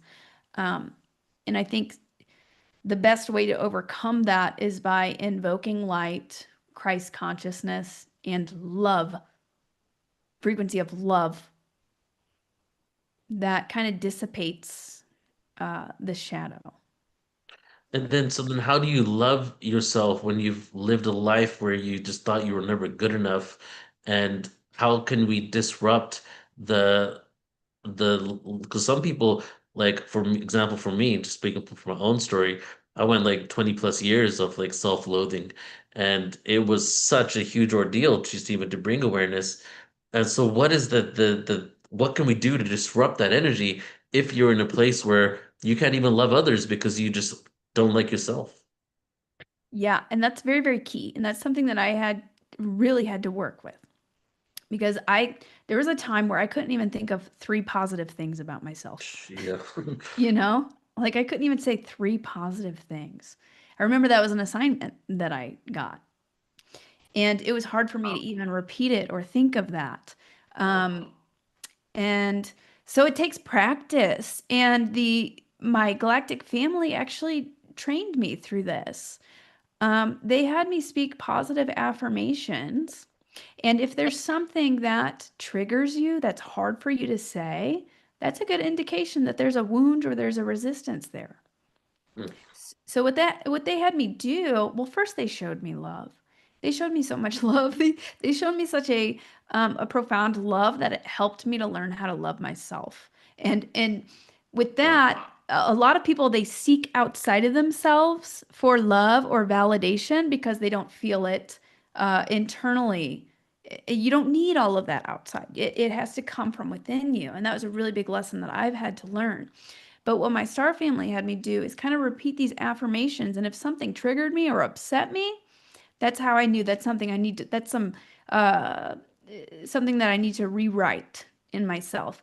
And so I repeated these affirmations out loud until I was no longer triggered by them. And another good exercise that you can do is look at yourself in the mirror and say these positive things. Just try it. Like sometimes if you have an issue with that, which many of us do, it'll be hard for you to look at yourself in the face and say those things. But then it gets easier. So Yeah. it takes practice. Right, it does. And I have one more question, Scott, before you jump on here. I just want to ask, so now let's go into this, manifest this into the external reality, right? Something that I've been really passionate about is the reform of the criminal system. And in this world of duality, I feel like you can become a victim or a master of your deepest traumas. And on Earth, we keep having all these traumas over and over again, and it can be the catalyst for growth, or you can just go down and be the perpetuator of the trauma that was put on you. You either be the heal from it or you perpetuate it. And our criminal system, the industrial system, has been created in a way where we kind of just perpetuate more trauma, and we punish things and give them consequences without rehabilitation. So, do you have any insight or suggestions on how we could actually reform this system so that when these people do commit things that we considered criminal, or unjust, how we can rehabilitate them as a society and a community into understanding and who they really are, if that makes sense? Yeah, that's a great question. I mean, that takes a very holistic approach because there are so many things that are just slightly off. It's like in Star Wars, they say like, or the series Andor, one of the main characters explains that the Empire has been squeezing them just so slightly to where they don't even notice. They've been kind of controlling everything That's what's and happening.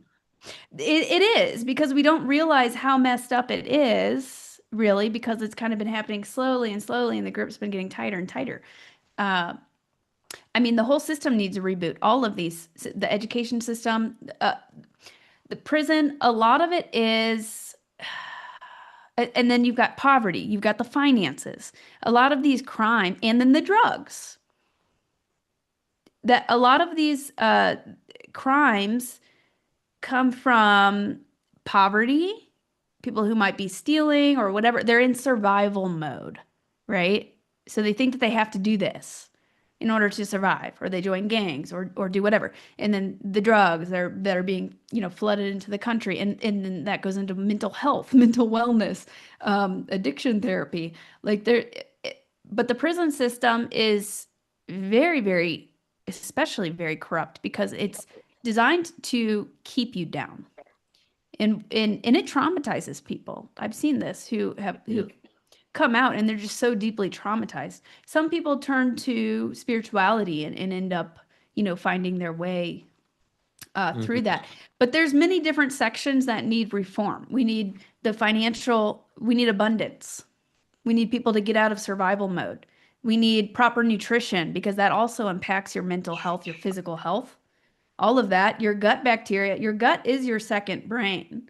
So pumping all of these chemicals, preservatives, lack of nutrients, even like a lack of vitamin D, magnesium, all of that causes anxiety, depression, all of those things, which can lead to other addiction, crime.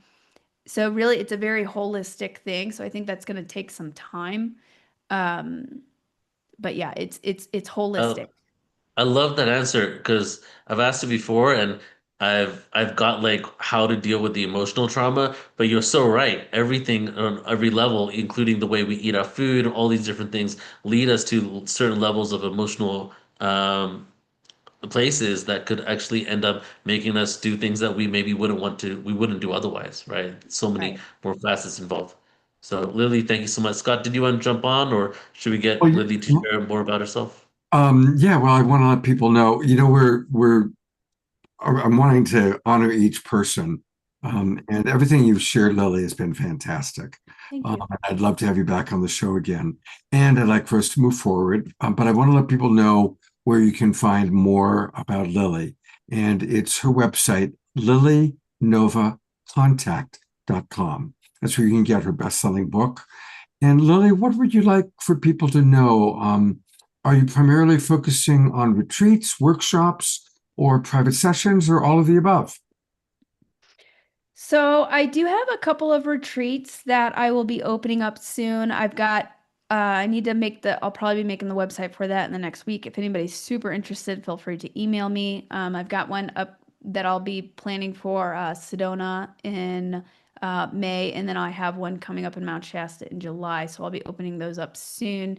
If you go to events, I also have some conferences coming up, like New Living Expo, Journey to Truth Hawaii retreat/conference, also in April, Rise of the Guardians in Sedona, and then a Mount Shasta conference.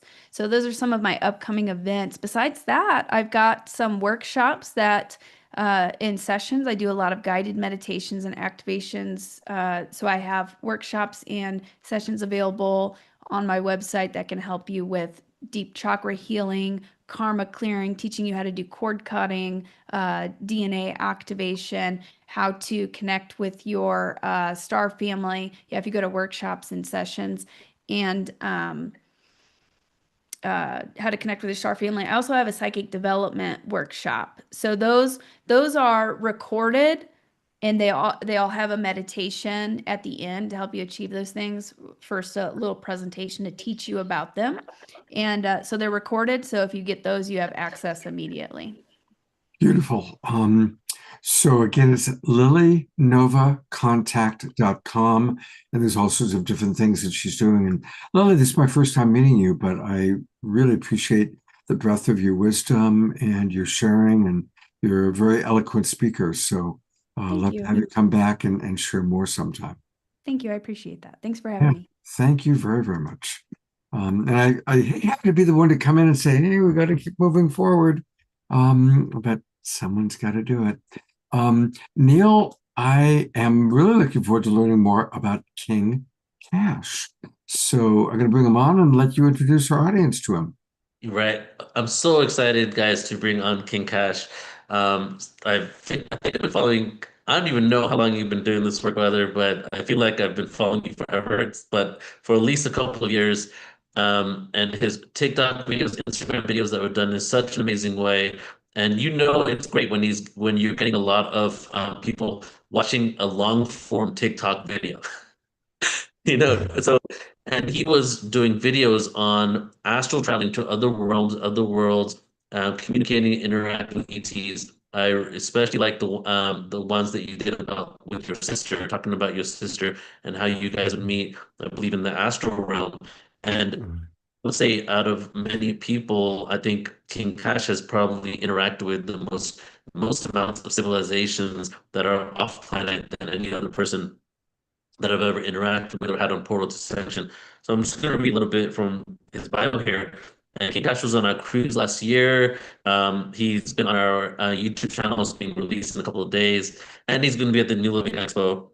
So Cash has many abilities and does not like to be labeled. He is clairvoyant and clairsentient and is able to access information about a person's starseed heritage. He connects directly with spirit guides, angels, extraterrestrials, ancestors, and deceased family members.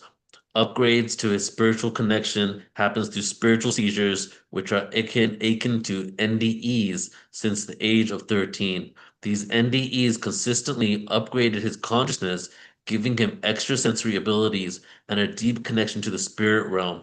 He traverses the astral realm, where he interacts with his star family and a variety of beings, while quite literally mapping out the cosmos and informing people about these different beings.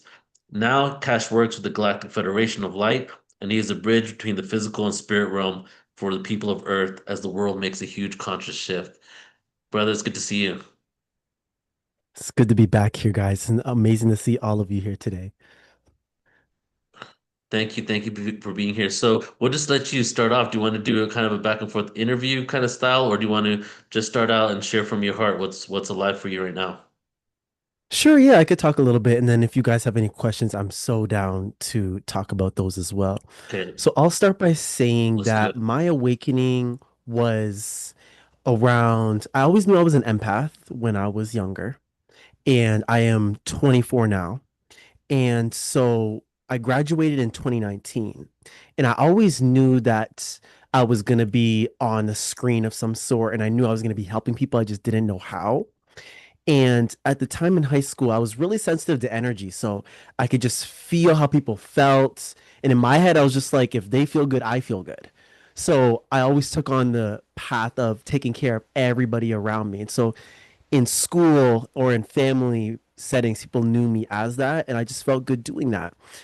But on 2017, on New Year's Day, is when I had my first seizure. And they weren't regular seizures, though. They were ones where I'd be conscious, like I could feel what's happening, see what's happening, hear what's happening. And I could feel them weeks before, I could feel them days and hours before. And I remember the first time was really scary because we didn't know what was happening, but I would have them every month like clockwork. And so at one point, we would go to the hospital, we would go to medical professionals, and they could never understand what it was. And they would hook me up to all these machines, and they're like, we don't know what these are because they should be destroying your brain, but they're not.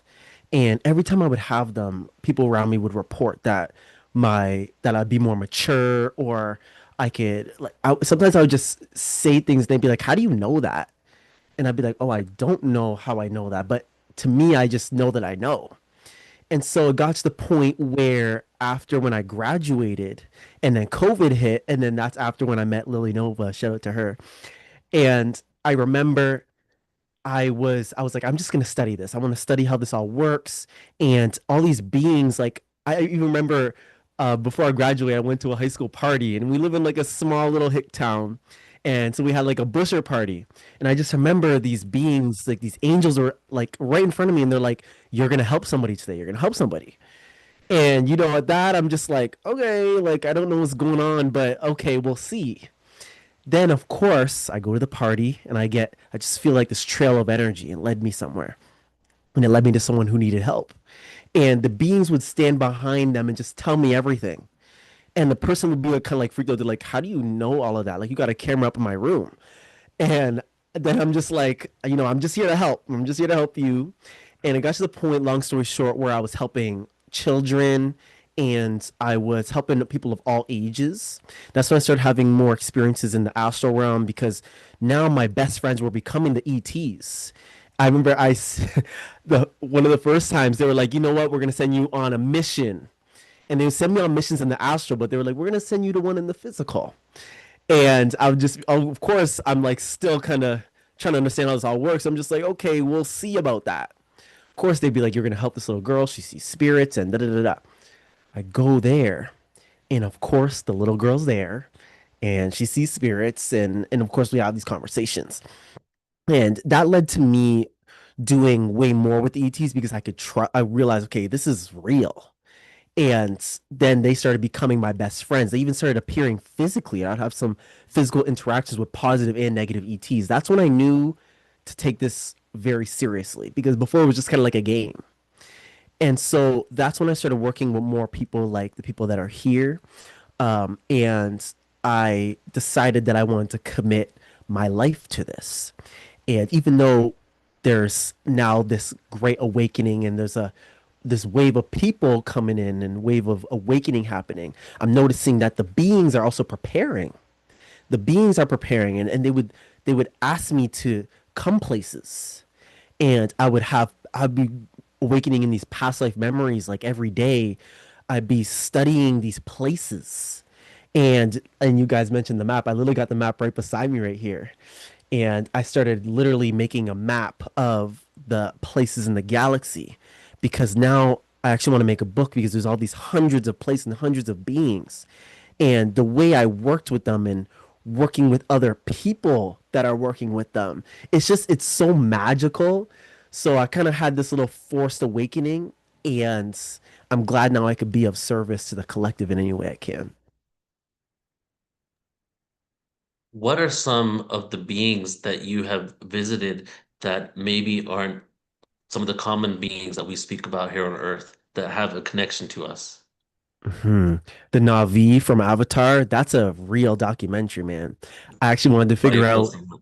if it was real first. I was like, you know what? I want to see if this place is real. So I went in the astral and I came back like, whoa, like it's even better than the movie.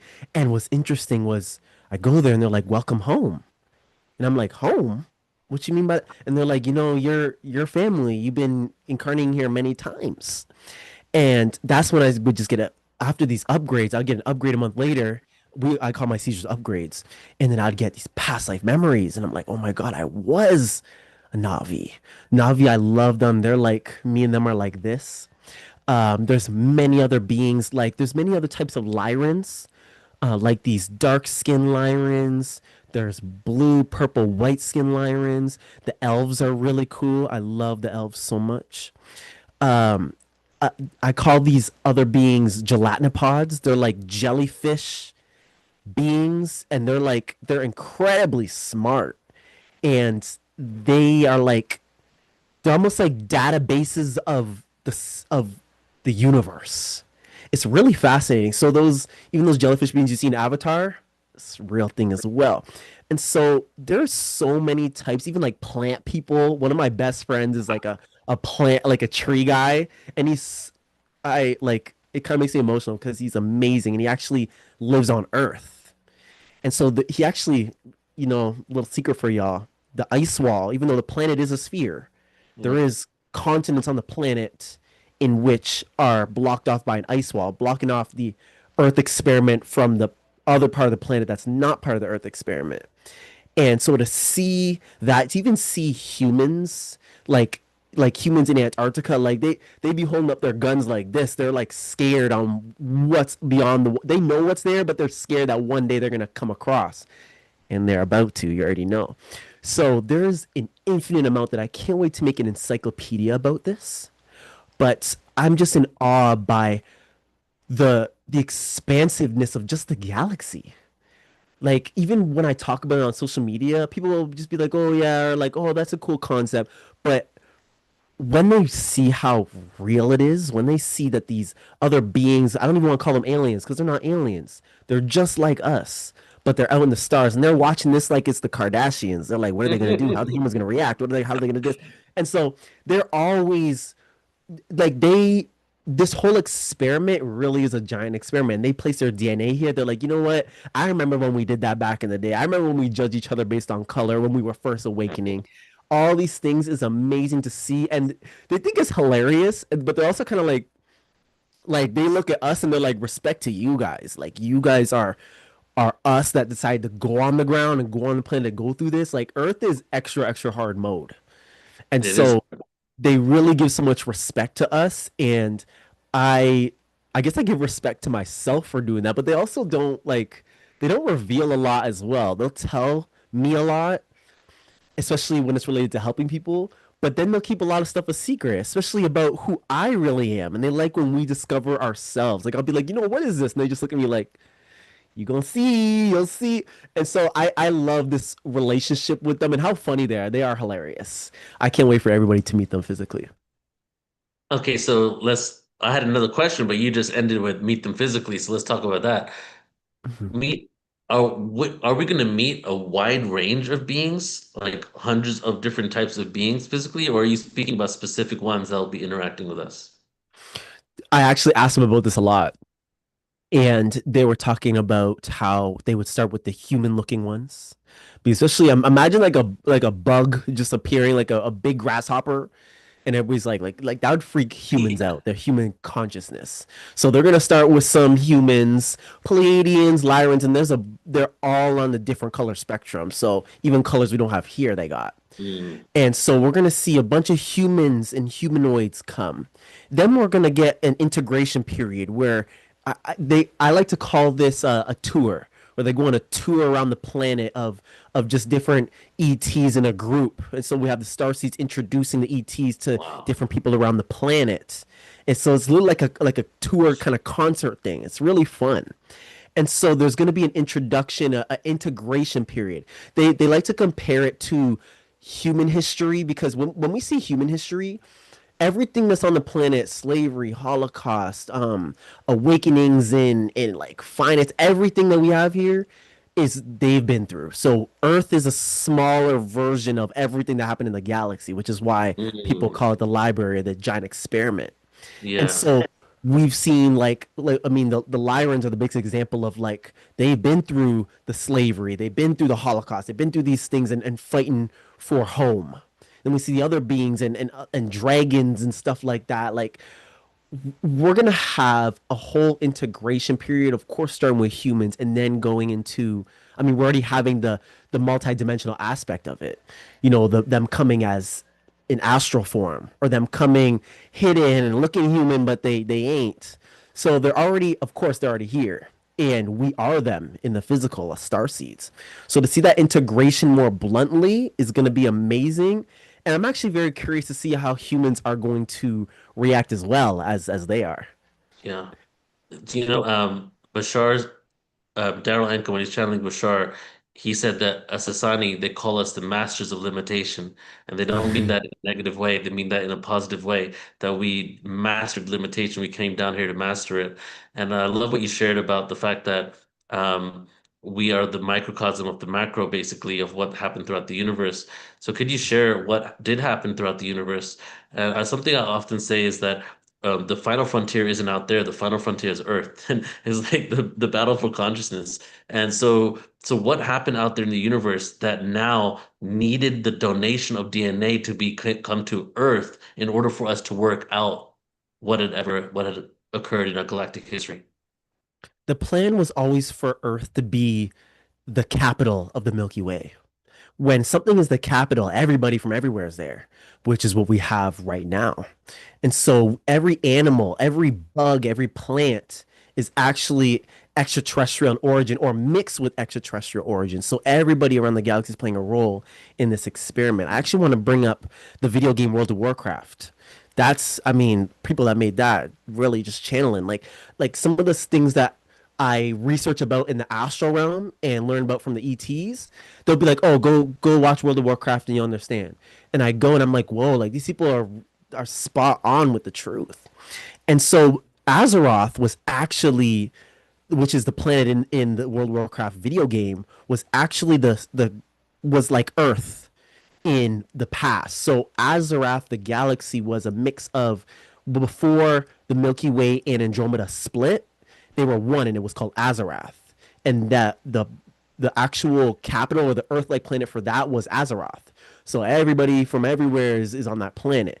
Now, when they split, we see there's an Earth-like planet in Andromeda, and there's an Earth-like planet here, which is Earth. And so what I mean by Earth-like is the capital, everyone from everywhere, and history of repeating itself here. And so, in order for a capital to truly be the capital to represent everyone, it has to go through the historical process. It also has to go through the evolution process. So, beings were coming and they were like, oh, like, I actually remember when Earth, before it was like this, before even the dinosaurs, the reptilians were doing their thing here. It was like, it was just blank. And it was like, you could do anything here. And I remember coming here during the Lyran Wars when we needed a place to recuperate and when we were battling the reptoids. And Gaia was like, you could stay here, but leave some of your DNA here and please agree to come back when I'm going to need you later. And so, of course, now we're here. So all these beings leaving their DNA here for it to naturally evolve as well. I guess as naturally as you could say it is natural. And people beings being like, you know what, I'm gonna seed these plants here. Like I like how even plants that we would consider like drugs, like marijuana is actually it's on Pandora too. I didn't know the Na'vi use weed, which is cool. But that's a galactic plant. We see dolphins, lions. Everything is literally there's a being out there that's an advanced version of that. So they actually, in translation, they call animals and even humans, quote unquote, smaller versions of themselves. So it's like their ancestors. Like they're witnessing where they were before where they are at now. And so Earth is meant to really be that microcosm, that kind of mix of everything. Orion, I remember the Orion Wars was like the America of the galaxy. But everybody knew that there was going to be one planet, which would be the everything planet.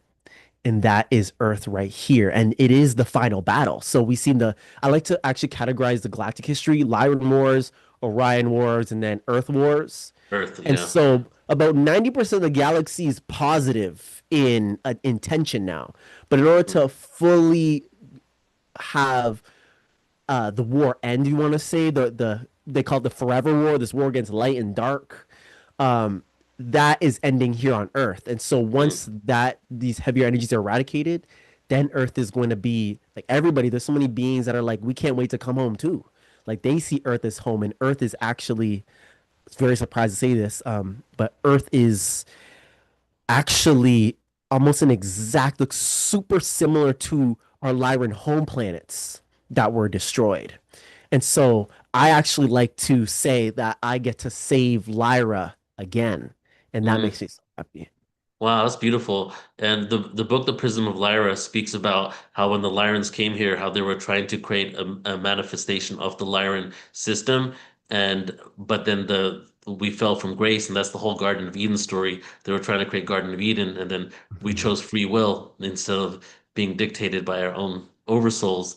From what I'm hearing from you is like, what we're going through on Earth is we need to earn the role of being the capital. And by doing that, we need to work out all these things that are within our DNA that connects to all of the karma, karma, drama, and trauma of the galaxy, right? And there's the show Battlestar Galactica, right? In that show, Battlestar Galactica, you think it's in the future the whole time, but they're actually in a star system hundreds of thousands of years in our past, and they're escaping that star system to find a promised planet that they were told by their prophecy, escaping AI. And then in the end, you think the whole thing's happening in the future, but it's happening in the past, and the planet that they find and they inhabit and they seed is Earth. And I feel like Wow. that's what happened. We all came from all these places to Earth to work this out. Yeah, literally. And so for you guys, for humans to be a part of this, they're not even fully aware of what's going on. But when they see, they're going to be like, whoa, like this was a giant experiment all along, and we are highly respected for undergoing this process. Humans are Right. very young, but they are the ones to hold this duty of, it's like going through the repetition of what happened in the galaxy. All of this was actually divinely ordered, which is cool. It reminds me of even the Bible. Like the Bible speaks about these things, about letting, quote unquote, the devil have time on the planet, and that will end at a certain time, which is ending right now. And so you could say that devil that's just a frequency. It is just a separation away from source, or imbalanced darkness, I like to say. And Right. so to now to have Earth go through that process and to have humans go through it, they are undergoing that galactic process that many other beings went through in a short period of time. And they get to do that because of the DNA that's in them. It's literally built in humans to be this. We're super resilient. We're super like just potent, and we hold the everything of everything. So when people realize that we are all the beings out there, then be like, wow, like these are my siblings. One grasshopper being once told me that humans' minds are expanding to where they could even fathom this at the moment. To even talk about it is humongous. It sounds surreal. And that was put on purpose on the planet for it to be like that. The powers that be want it to be like that, but the powers that be don't know that the divine and the other higher beings are watching over everything. They're like, okay, it's going as planned. Okay, we don't know how they're gonna do this, but okay, we're gonna happen that. Like they don't even know how disclosure will come about, but Right. they know what they're gonna do with certain situations. Like they'll never allow this planet to be destroyed. Never. No. But they will allow for everything to go as it needs to go, because as with humans taking up arms, like we're at the point now where there's a confrontation with energies that are trying to hold everybody back. They've been holding down the planet for a long time. And so it was preordained for humans to be able to say, you know what, enough is enough. They're waiting for Jesus to come back. I mean, Jesus in the Pleiades, he's over there saying, I already did what I need to do on the planet. Now we need to wait for humans to do what they got to do. I just came to remind them. And so that is what's happening right now. Is humans are are causing this awakening. As of course the beings are here to help, as the other being, the negative beings are trying to stop it, but the positive beings are helping and awakening. It's all to have humans do the process on their own, which I think is the most amazing concept ever as well. To allow these humans to do what they got to do and being studying to see what's going to actually happen. This is the best experiment in the universe, I would say. Oh yeah, man. I think it's very beautiful that with the cards stacked against us, with the systems implemented, with the powers that be, all these different things that have been happening to keep us asleep, we're still waking up. And that just goes to show how our connection to consciousness and source and the divine blueprint, with our memories wiped clean, we're still waking up, right? It's beautiful. And we have a question here from Dr. Laura, so I want to ask you this. She's asking, what do the ETs say about the cause of war? What should humanity do in the face of all these wars going on around the world? Do they have any guidance? Humans always look at this duality thing. It's either this side or that side.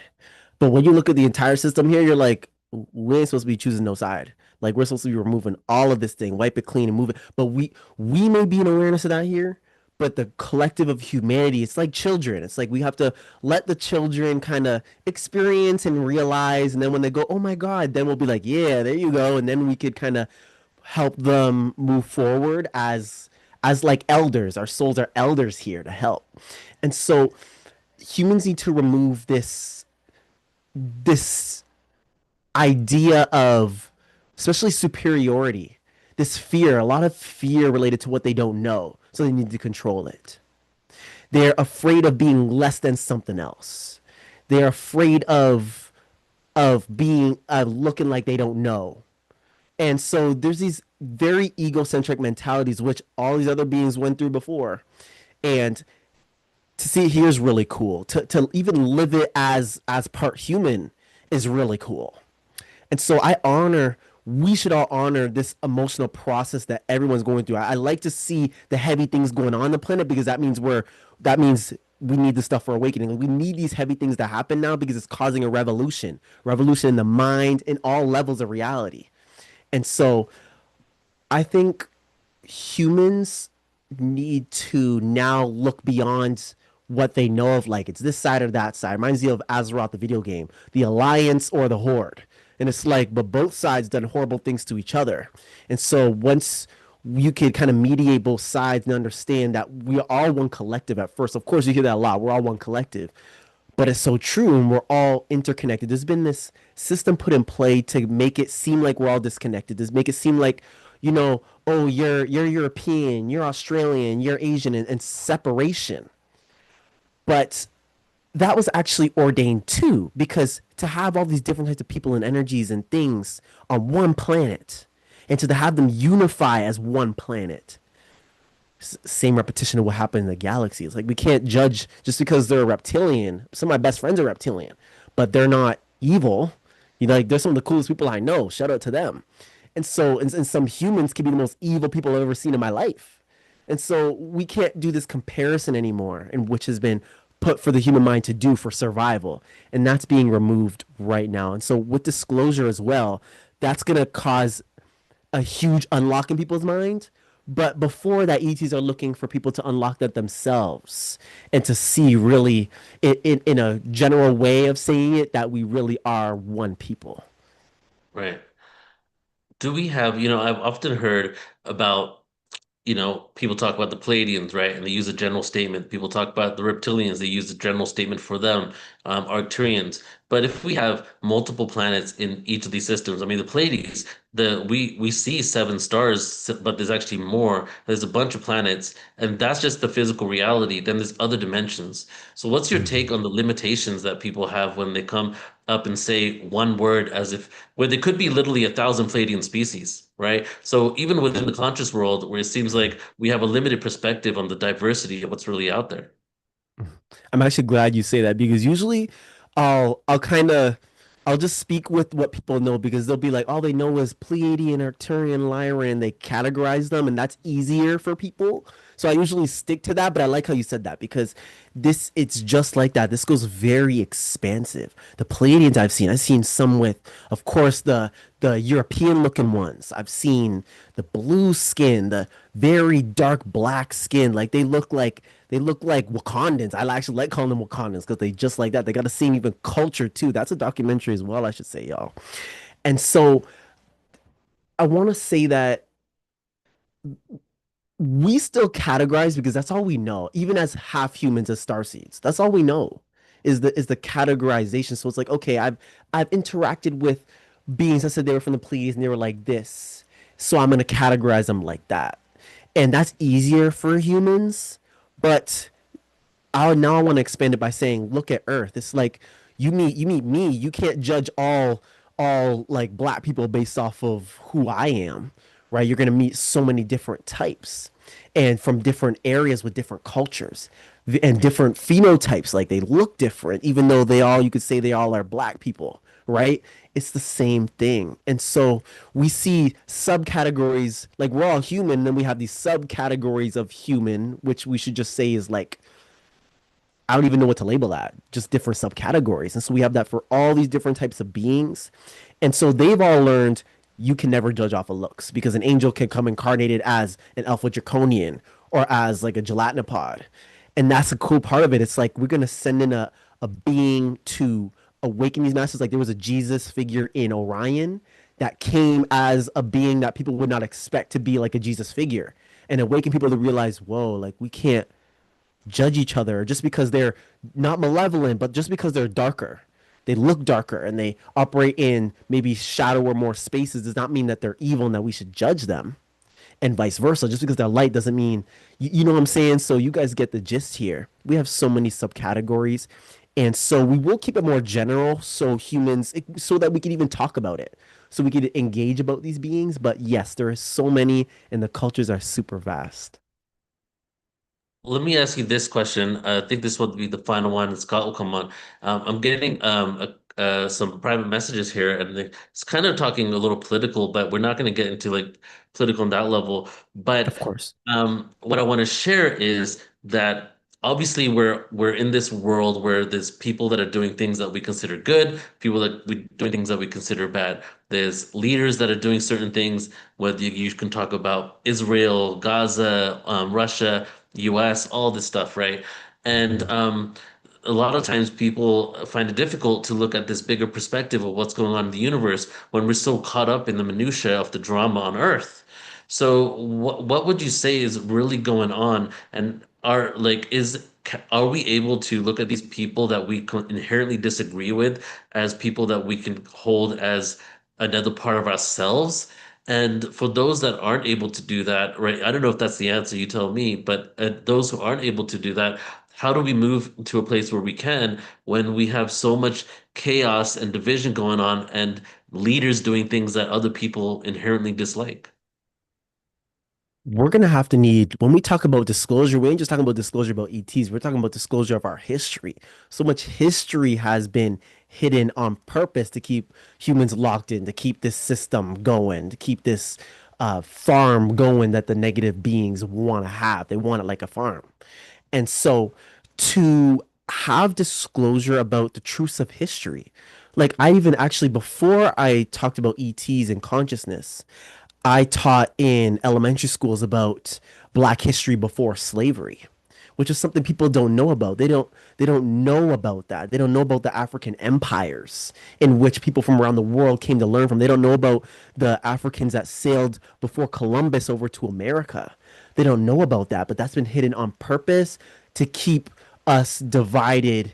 And one way of being divided is by race, is by culture, is by mentalities, all these different levels. So we hear people fighting, oh my God, the problem is this or it's that, it's sexism, it's racism. Those are all parts of the problem which have been used on purpose. So they said, you know what, if we keep this history away, we could have everybody hate these people for this reason, and then we could make money off of it, and then we could do this. These reptilians that whipped up all of this are very smart. We got to give them that, because the way they manipulated humans to enslave themselves so then they can keep the humans enslaved. It's very fascinating. So we hear the selling, like selling the soul and stuff like that, and all that, because these a lot of these people have been working with these negative ETs, but now these negative ETs are losing power because they're being or their energy is being eradicated, and the GFL is essentially showing them that they can't have power here anymore. Now some of these celebrities that work with them are looking and they're like, where are y'all? Like, I need y'all right now. And now they're getting their karma. That karma is being whipped out. We'll call it karma for now. And so these divine lessons are being whipped up. Everybody that got to choose their path when they come here, even though they had a purpose, they got to choose it. That's part of the school too. Souls coming here to learn. I mean, we're here to learn too. So I want people to know that we need an entire disclosure of who we are, what this all is. And so I see why the ETs were waiting to just pop out and show folks what it is, because this is going to cause like people's minds to have to recalibrate on every single thing that you could imagine. And so I have patience with humans, and I actually honor humans, especially the Starseeds that chose to do this, because this is a big moment in the galaxy, if not the universe, to see this. This is a very golden moment for this planet to do this. And the fact that all the beings are involved in it as well in some form, it's the best. It reminds me of the Olympics. It's like all the beings are watching like it's the Olympics. It's just like that. Yeah, I like the whole concept that this is the greatest light show in the universe. I really feel that that's happening. If you have, let's ask you this one question before we close out, Scott. Are we, in essence, I asked this to Lily actually on our interview. What's your understanding of us being our ancestors and our descendants at the same time? Bruh, it's a little bit of a paradox, because it's like we have our soul history, which has been through these similar things. Then we've been through our physical ancestry, like our ancestors been through these things. And so we have this multi-layeredness of power that is unaccessed, and that many of us are accessing, that are here right now. Y'all's DNA is activating, and your brain capacity is getting larger. Reminds me of Lucy the movie. That's of course documentary too. And so I think what's coming to my mind about everything is that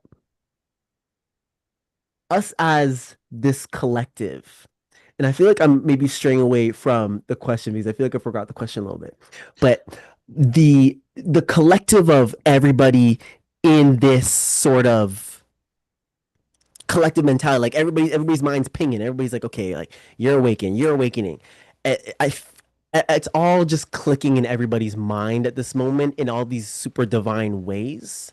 Yeah. And I find that awesome. I hope I answered that question. Let me know if I answered it. Yeah, you did. Basically, it's a multi-layered game of reality that, I asked if we're our descendants and our ancestors at the same time, but you're basically sharing that there's so much going on here in regards to what we're going to be, that chances are it is paradoxical that we kind of become the beings that seed other planets, and we've been seeded by those beings in the first place. I actually want to add real quick, we also are reliving our past lives.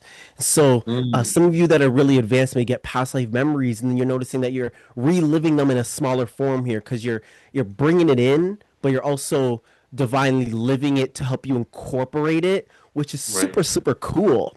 And so I like you said that we are our ancestors, because we've done this before. Our DNA remembers this, our soul remembers this, and our higher self is helping us through this process that we are undergoing individually. It is very it's like a paradox, and I find that makes the Earth experiment even more expansive, and almost even to the point where we can't even, we're like, whoa, this is even bigger than we could even. I'm gonna just leave it to y'all. And I like to say, I'm gonna give that to y'all, because my human self may struggle a little bit to understand. Exactly. Yeah, that's partly of how I know we're not as advanced as we can be, is because we cannot fathom a paradox.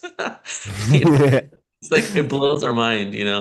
So, King, brother, you're so incredible, man. I just really appreciate you coming on and being a part of events that we do.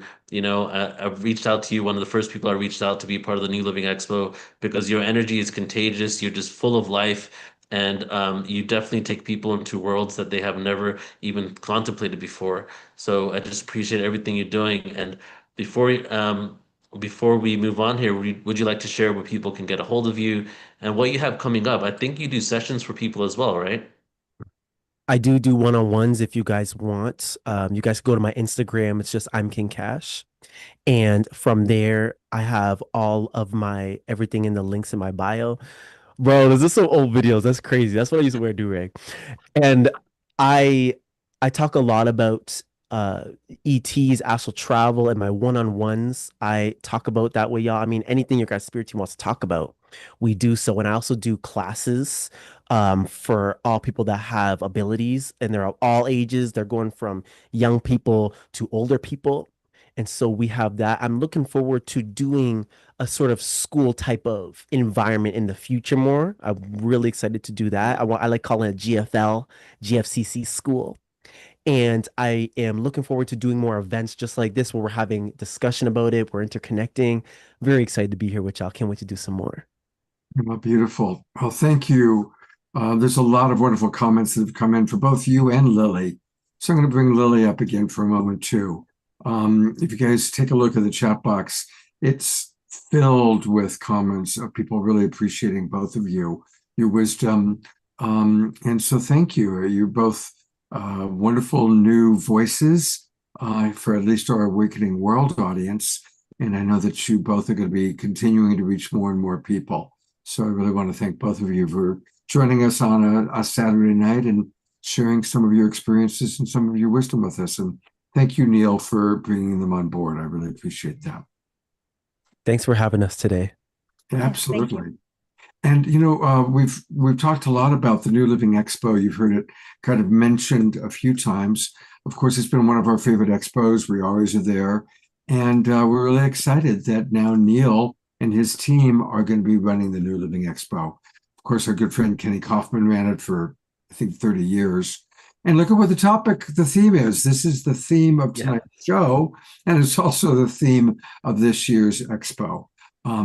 So really want to encourage everybody, if at all possible, come to San Rafael, California, and participate in the New Living Expo, where a lot of the people you've seen tonight are going to be. Of course, I'll be there. We'll be doing Awakening World shows from there, and it's going to be taking place. And here's some of the presenters that are going to be there. Most of these people you know. Viviane Chauvet, she was just on the show Wednesday night. And Laura Eisenhower, Debbie Solaris, Lily, who we just met tonight. So a really wonderful group of people coming. Billy Carson's awesome. Stephen Halpern, one of my longtime friends. Marilyn Gawaki, she's been on many times. Geraldine was going to be with us tonight. She's not feeling well.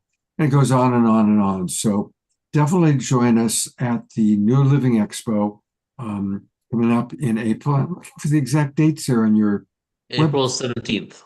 April 17th. And we will be there for sure. Got a couple of other announcements that I want to make real quickly. And then we'll kind of go to our prayer time. Sadly, Cornflower was going to be with us tonight.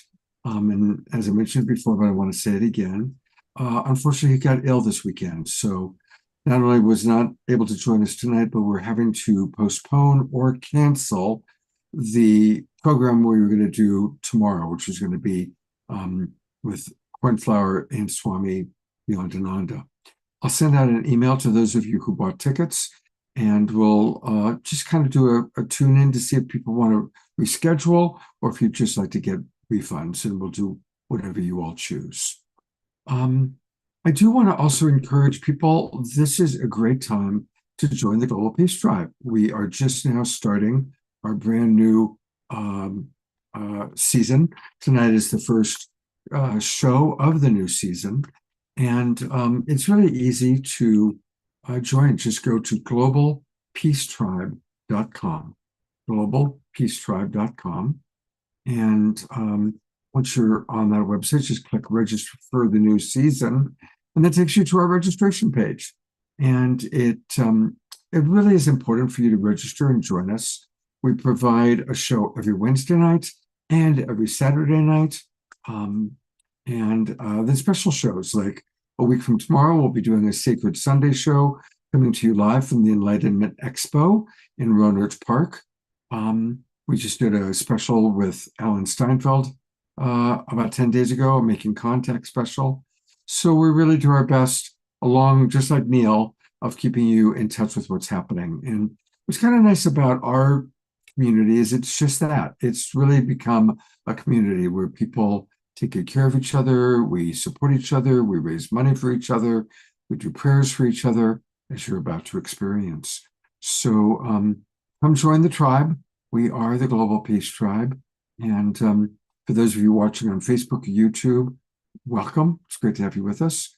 We also send out the recordings for all of our shows, and we also post them on YouTube, on our YouTube channel. So as Scotty just put in the chat box, it's like the central hub of awesomeness. Thank you. I appreciate that. Thank you, everybody. And as I mentioned, we now do prayer time, and leading the prayer time is Desiree and Diara. I'm going to bring them up. And why don't we start our prayer time by just sending some love to our beloved brother Cornflower, that he may recover as quickly as possible. We love you, Cornflower. We miss you. You've been such a bright light and inspired us for years now, going all the way back to the very beginning of the show, Saturday Night Live. So thank you, and we love you, Cornflower. And I'm going to turn it over to Desiree and Tiva. Thank you, Scott. So I'm just going to begin by taking a nice big breath in through the nose, out through the mouth. Having cornflower and our love, our thoughts, sending him positive energy.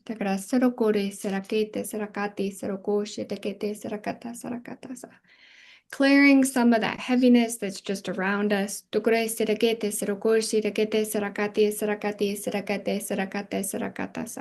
As we connect with our ancestors and our ancient ones. And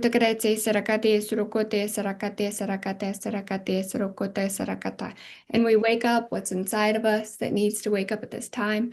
And we allow the frequencies that came through today to be completely embodied in our body, so that we remember what we need to remember. We are all of love, and we can generate that love from within us.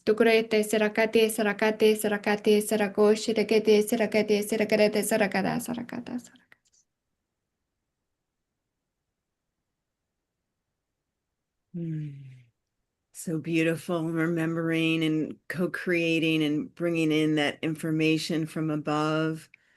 And in this tribe and in this evening, we take everything from the ultragalactic down to the earth, and we blend it all together, doing a fabulous job of increasing our capacity for cognitive dissonance, to tolerate it and use it for the expansion that we've spoken about tonight. Just allowing our human bodies to receive and grow in the most gentle way possible, while we open our hearts even wider and allow what is waiting to come through to come anew and from beyond. And we have so much thanks for everyone here and all those listening. So much love, and may our hearts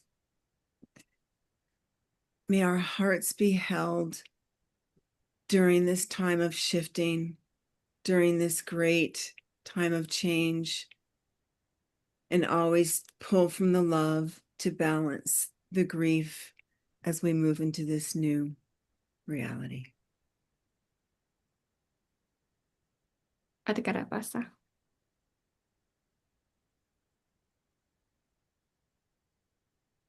Hey, I want to acknowledge that, of course, people are asking for us to pray for peace in Venezuela and in Gaza, Sudan, all the places where there's terrible atrocities happening. I always like to go to what Yogananda taught us.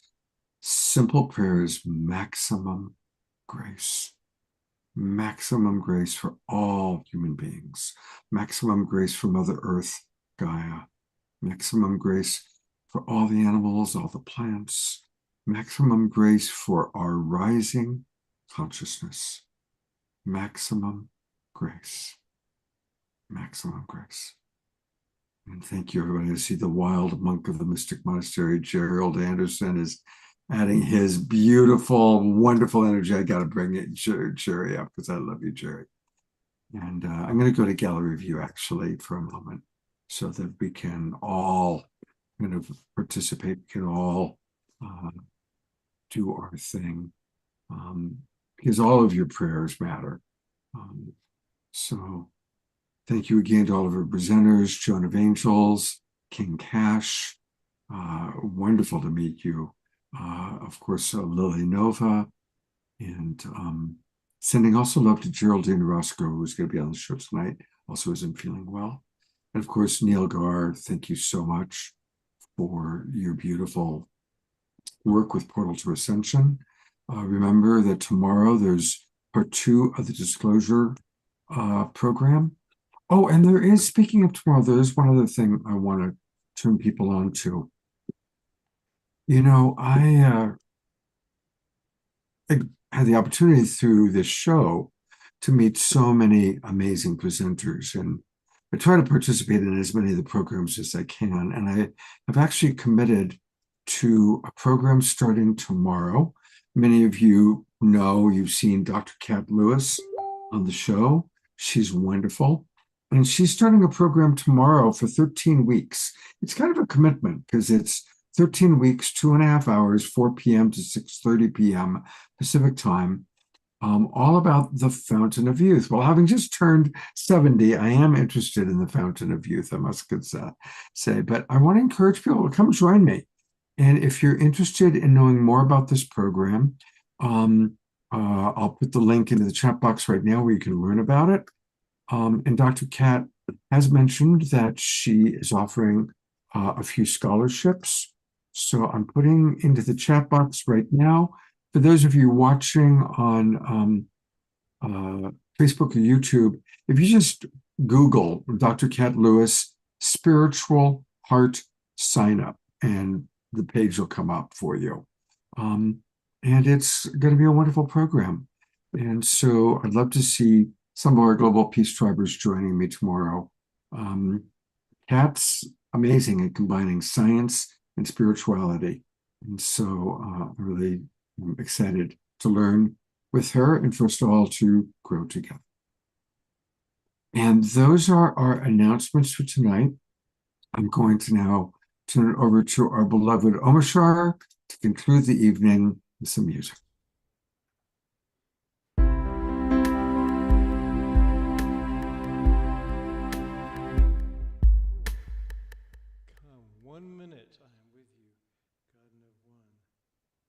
Give everybody a chance to get ready to move and groove and dance. Find Desiree. Haha. Plan B.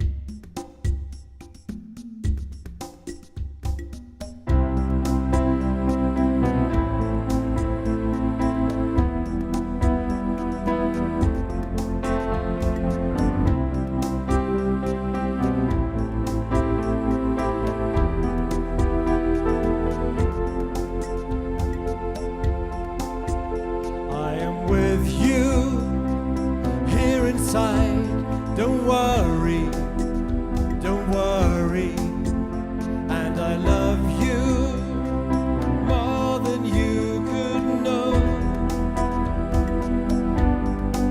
So come along now and lay your head on my heart, on my heart. Close your eyes, dear, and rest a while in me.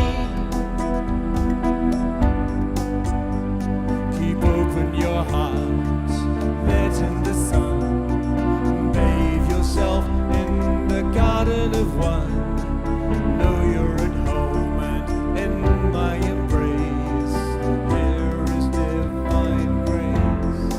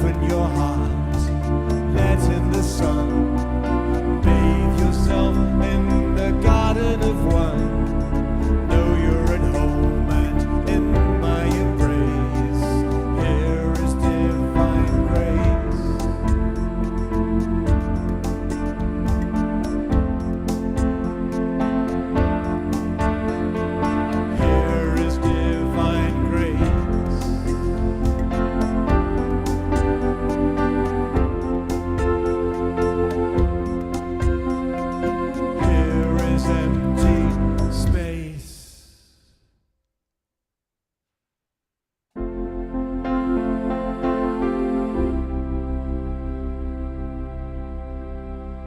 Chicka chicka.